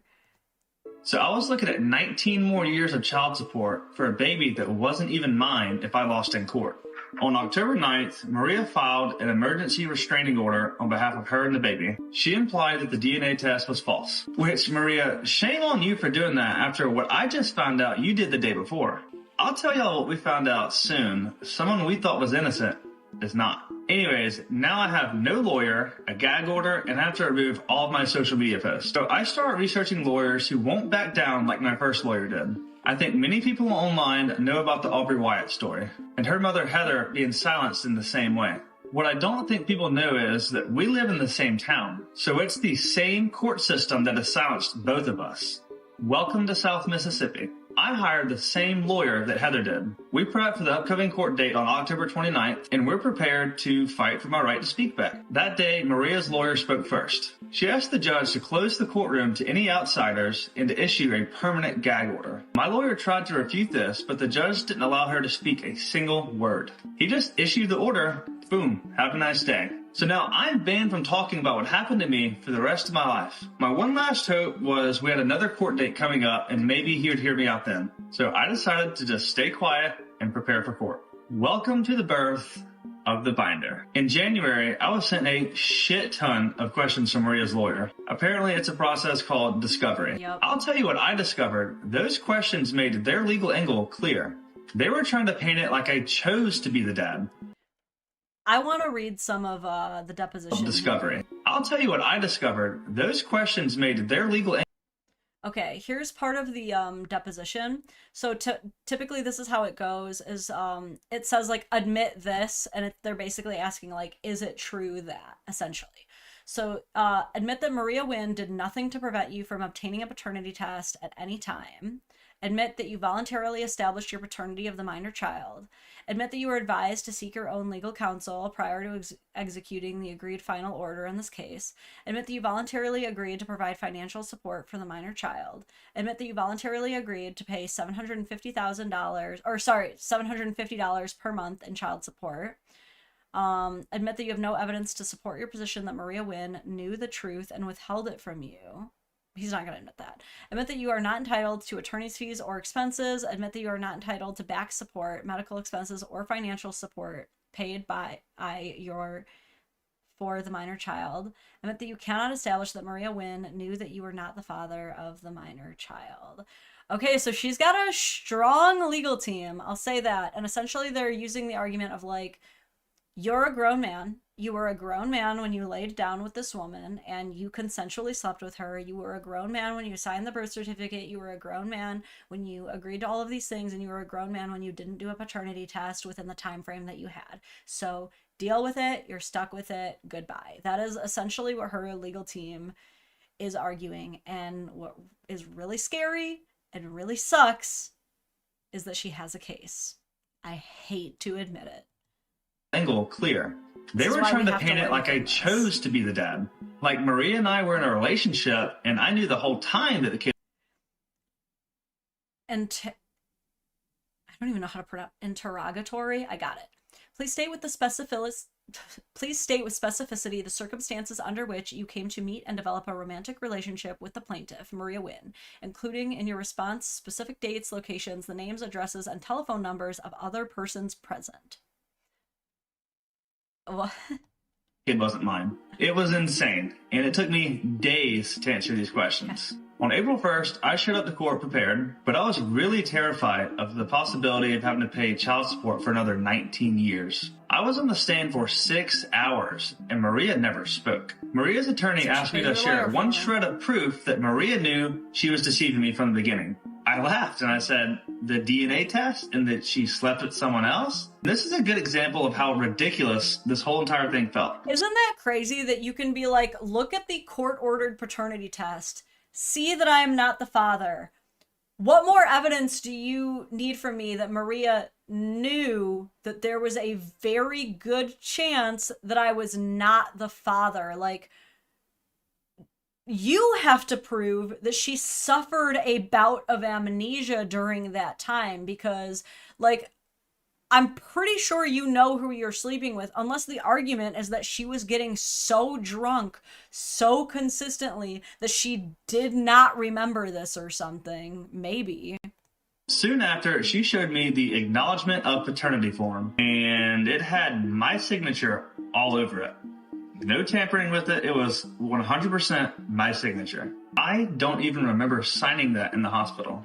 And let me tell you what I definitely don't remember agreeing to. Dude, did she forge his signature on that? If so, he's still kind of fucked, because he admits he signed the birth certificate. So even if she did forge his signature on the affidavit of parentage, it doesn't matter, because he already admitted he signed the birth certificate. Again, I don't think we can save Brett at this point, so we have to just learn from him. This line in the tiniest little print I've ever seen, signing this form is like the mother and father being married at the time of birth. And it said on there, I only had 1 year to challenge this, or I was responsible forever. This is what I try to teach you guys. I signed that. I did try to tell her attorney that I knew that form didn't matter if I could prove fraud. But the judge stopped me and said you could only say yes or no. I started to panic. Her lawyer gives her closing arguments, but also brings up a law on fraud in Mississippi. Apparently, one of the requirements to prove fraud is to know you're being frauded from the beginning. I thought to myself, if I knew I was being frauded from the beginning, I wouldn't be sitting here. That seems like an insane prerequisite. That the only way you can prove fraud is to know that you were being defrauded from the jump. Bitch, if we knew we were being defrauded from the jump, we probably wouldn't be defrauded so hard. Don't you think, state of Missouri? What the hell? I felt like my heart was going to beat out of my chest as we waited for the judge's decision. And then, he made it. I had proven paternity fraud. I did the impossible. I was off the birth certificate, and I didn't have to pay child support anymore. I couldn't believe it. Holy but then shit. He had to decide on Maria having to pay me back. And the judge had a reference to law about knowing from the beginning. So there's no way I'm getting any money back under the current Mississippi law, even though I proved paternity fraud. Look, a win's a win, dude. I'm happy I'm not paying child support for another 19 years. That's the win. But the judge never lifted the gag order, and Maria will never have to pay me back a dime. I gave her over $50,000 for a child that wasn't mine, and she knew the entire time. And I wasn't even allowed to clear my name. And what did Maria do when the judge said that? She was dancing. She was woo-hooing. She celebrated successfully scamming me. Wow. That's the system we live in. You can commit paternity fraud and walk out of the courtroom celebrating. I might not be able to get my money back, but I'm going to make sure that no one else gets scammed like I was. Because of posting these videos, I was connected with Carnell Smith. He went through the same thing I went through, and he's making changes. He's already... Yes, Carnell Alexander. I've talked about his case. He's from Detroit. He had a woman commit paternity fraud against him. He didn't even sleep with this woman. She just got pregnant, and she happened to know his name and address, so she wrote him down on there. He had no idea that child support was accruing on him for 11 years, gets pulled over for a routine traffic stop, ends up in jail owing like over 30 grand. He ends up proving that he's not the dad. He ends up proving that it was paternity fraud. Luckily, this woman confessed to the paternity fraud and allowed him to get out of child support, but he still has to pay back the $30,000 that was owed. They just stopped future payments. Carnell Alexander's story is one of the most horrifying stories of paternity fraud I'd ever heard until this one. The fact that they're now teaming up to become like the paternity fraud Avengers is probably pretty necessary at this point. I really hope to see them at some of these family court reform meetings that I've been going to. I really hope I get to meet both of these gentlemen at some point in time. Samantha Cuslin says, the next legislation you tackle, 100%, 100%, dude. They changed the law in 11 states, and I recently got a text that I was hoping for. I have a meeting next week with Mississippi policymakers, but it came with 2 conditions. It has to be at the Capitol in Jackson, fine, and I have to bring Hadley with me. Apparently, they're big fans. Not gonna lie, proud boyfriend moment. I now have this opportunity to make sure that no other man is in the same position I was. I have a lot of ideas on what I want to change, but the hardest part is going to be getting legislators to listen. And that's where you all come in. Lawmakers only care if you care. But before that meeting at the Capitol, I have one more person to hold accountable. There's a local paralegal whose silence, in my opinion, makes her just as guilty. Hey, Brett, give me a call. It's Norris. I'm not down. All right, so that episode is not out yet, but that brings us to what we have so far as of April 26th from Brett Fairley. That's unbelievable. So this is a huge precedent-setting case. It sounds like this is one of the first cases in all of history that paternity fraud was proven and that a judgment was made in favor of the defrauded individual in court. Truly, since Carnell Alexander's, and again, his case was an absolute sham as well, because they still raked him over the coals for all of the money. These courts, they'll never make you, these people have to pay you back. They get away with the scam for what they had. But the best he's got now is he's off the hook for the next 19 years. But for that woman to be dancing and celebrating the fact that, congrats, your child is now fatherless. And I don't blame Brett for this. I directly blame this woman. Is like, you lied to your child. You allowed your child to get close to someone that you knew you were lying to and deceiving and extorting and abusing for years. And what's really tragic is Brett doesn't deserve to be in that situation anymore, but now who's going to take care of that child? That child just lost so much of her family. She got close to her grandparents. She got close to her uncles, all of her friends. I'm sure the child was even close to Nurse Hadley. And now you're celebrating her life kind of falling apart. And it's like, I don't even know what this woman does for work, but I wonder how she's going to be financially sound now. I'm sure she'll find some other victim to scam, I'm sure. But wow. I love Zomji says 3 lives this week and all announced. Dude, and I posted them on Friday too. Didn't even wait till Sunday. Wow, this is huge.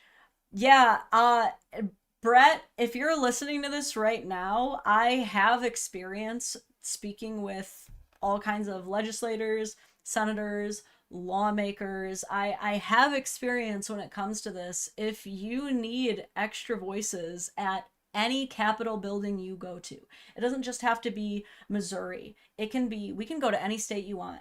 I will meet you there in the courthouse and I will advocate for you. I will add my testimony to every hearing necessary to help pass these paternity fraud laws, because your case deserves to be taken seriously. You are far from alone in this journey. It's just that most other men in your position are silenced into oblivion. They're made to shut up. I mean, even Brett, as of right now, to this day, his court order is saying he's not even supposed to have these videos up. So yeah, it's very possible he could be held in contempt and put in jail for these videos, but guess what? He risked it for the biscuit. You know, even if they make him take down all of these videos from his own personal account, oopsie, channels like mine have now permanently memorialized them anyway. They already have thousands of shares, thousands of saves. Like, he took the risk, and I'm glad that he did. To be honest, if I was in his position, I would risk the little bit of jail time or whatever as well to go down in history, to make a stand. He's basically the Rosa Parks of defrauded not fathers, you know, defrauded men who were used and abused by these women and the system to cover up for freaking other people, to extort money. This is so much damage was caused in Maria's wake, and she thought that she picked the right one. She thought that she had found the perfect mark. This ignorant, blissfully ignorant, naive, young, wealthy man who was going places, whose family was easy to find across Facebook. She really thought, I've got him. I've got a dad for my kid. I've got a steady stream of income. I've got free babysitters through his family, and I'll be able to just play him like a puppeteer for the next 2 decades to come. And Brett and Nurse Hadley really said, not on this day, not today. You actually picked the very wrongest ones, okay? Wow, I am so happy and impressed to see this case wrap up the way that it did. Obviously, it's a bummer that he still has this, like, gag order, but what are they gonna do, dude? Like, do you know how many women just break their family court agreements and do whatever they're not supposed to do anyway, and nothing ever happens to them? I doubt Brett's gonna go to jail for this, but if it does, he's just gonna become even more of a legend for it. At this point, he's only going to become even more iconic for it. Okay, he's just going to become the Luigi Mangione of father's rights, but also like much less controversial, because he didn't hurt anybody in the process of this. You know what I mean? Like, there are no victims at the hands of Brett, despite anything that Maria or any of her family members might try to say. Maria is the evil witch who caused so much destruction, and Ashley is also the worst in this, okay? That little blonde rat showing up at gas stations threatening everyone with violence. Michelle and your faux MMA career, please, girlfriend. I could bow and arrow the ever-living shit out of you. I bet you don't even know how to hold side control, you dumb broad. Like, these women and all of the men who helped them out, this freaking joke of a dude, Brian, the real dad to this baby, where are you? Are you ever gonna step up, or are you just gonna keep getting random women pregnant? Like, that is so embarrassing. This whole thing is so embarrassing for everybody but Brett and Nurse Hadley, who have come out so dramatically on top. But this sucks because I know he's going to be paying off these lawyer fees for a long time. He will never recoup the 50 grand that he has spent on some other dude's kid. He'll never get that time back. But at the same time, what regrets does he have? You know, as much as I have been very clear, and he's been very clear with all of the mistakes that he made along the way that helped him get into the situation, in the end, he was always acting from the heart. Everything that he was doing to try to help other people. Maria, Brian, Ashley, Michelle, all of these fake Miss Vietnam ass bitches, they'll never be able to say the same thing. You know? Let me see this. Addie says, finally made it for my first live. Sorry I'm late. You have a lot to catch up on, my friend. Wow. I will definitely have to keep you guys posted if Brett posts anything else dramatic in this case, if he ends up going to jail, if we end up at future Capitol buildings to continue reforming family court, as I will be continuing to dedicate forever and always the rest of my life to. Okay, I did not go through it nearly as bad as poor Brett and Hadley did, but there are hundreds of thousands of us in your corner. Okay, back in 2021, I was just like you guys. Like, I was just like you, where I thought that I was just going to be another stepmom bitching on the internet when I made my Dadvocate account. Okay, I thought I was just going to be screaming into the void about something that no one really wanted to hear about. And instead, what I found is a huge community of other people who are just as affected by these injustices and who feel just as passionately as I do about changing them. So you're not alone. Justice can be attained. We can change these laws. But just like Brett said, we have to do it together. And we have to do it with the proper training. We have to articulate ourselves. We can't go busting into the Capitol building all dressed with shirts and with holes in them and old jeans, all angry. No, we have to prepare ourselves. We have to be clean cut. We have to stay out of trouble. We have to consolidate our words very effectively. And when we do that, we can create change. And you know, shameless plug, but if you want to check out www.stlmarkludwig.com. Mark Ludwig is my personal mentor when it comes to legislative change. I literally call him the Jesus of family court reform, because he spends every dime and penny that he has traveling around the country, making connections and doing the damn thing. He has connections like unlike anything you would ever believe. He's currently working with the Trump administration and Doge as we speak to help reform Title 4D, the child support system, and so many other things.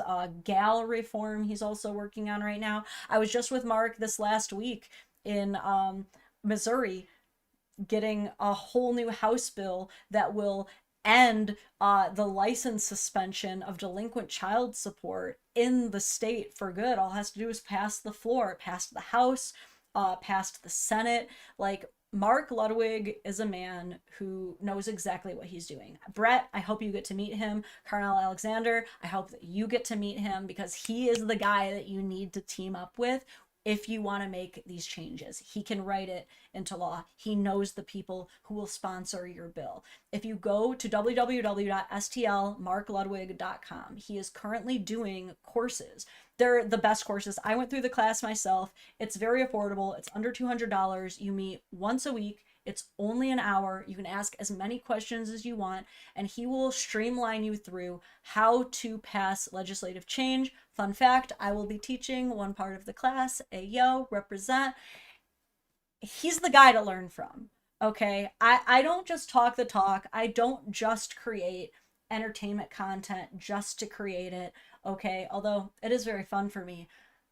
I want to create more Dadvocates. I want to create more Mark Ludwigs. I want to create more Brett Fairleys and Nurse Hadleys and people who are taking their experiences and not just wallowing in self-pity over them, but using them to manifest very real change in this country that we need to see. And now is the time, okay? The tides are turning.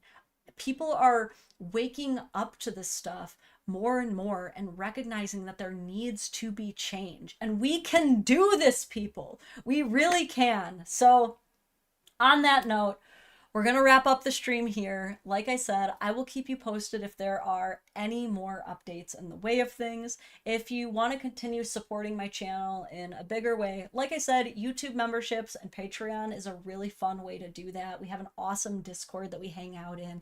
YouTube, you get all kinds of funny emotes and emojis you can use, as well as exclusive content, early access to things. Really helps support my channel, but also just liking the stream, leaving comments when you can also does so much to help support my channel. I use all of my own money when I'm going around traveling state to state and doing what I do, and I'm happy to do it, okay? But I can't do it without your support. So we are going to be live again tomorrow, 11:30 a.m. Eastern Standard Time, covering some other stuff, and live again on Wednesday if you want to catch any of that. Any last words from the chat, though? Any last words? Baldy says, would you rather be left alone with a bear or Maria? Well, the bear is probably, they say, like, the worst thing that a bear can do is kill you. The bear can't, like, rake you over the coals for false paternity for years on end. All right. If you have any other final thoughts after the stream ends, feel free to leave them in the comments. I'll be checking the comments after the fact. Thank you guys so much for tuning in. This has been a really fun, very eye-opening stream, to say the least. Brett, congratulations again on your huge win. This is not just a win for you, but for people going through this everywhere. So hopefully we'll finally start putting an end to this bullshit paternity fraud issue, and hopefully soon it will start being recognized as the real issue that it definitely is. All right, you guys, I love you. I will catch you in the next one.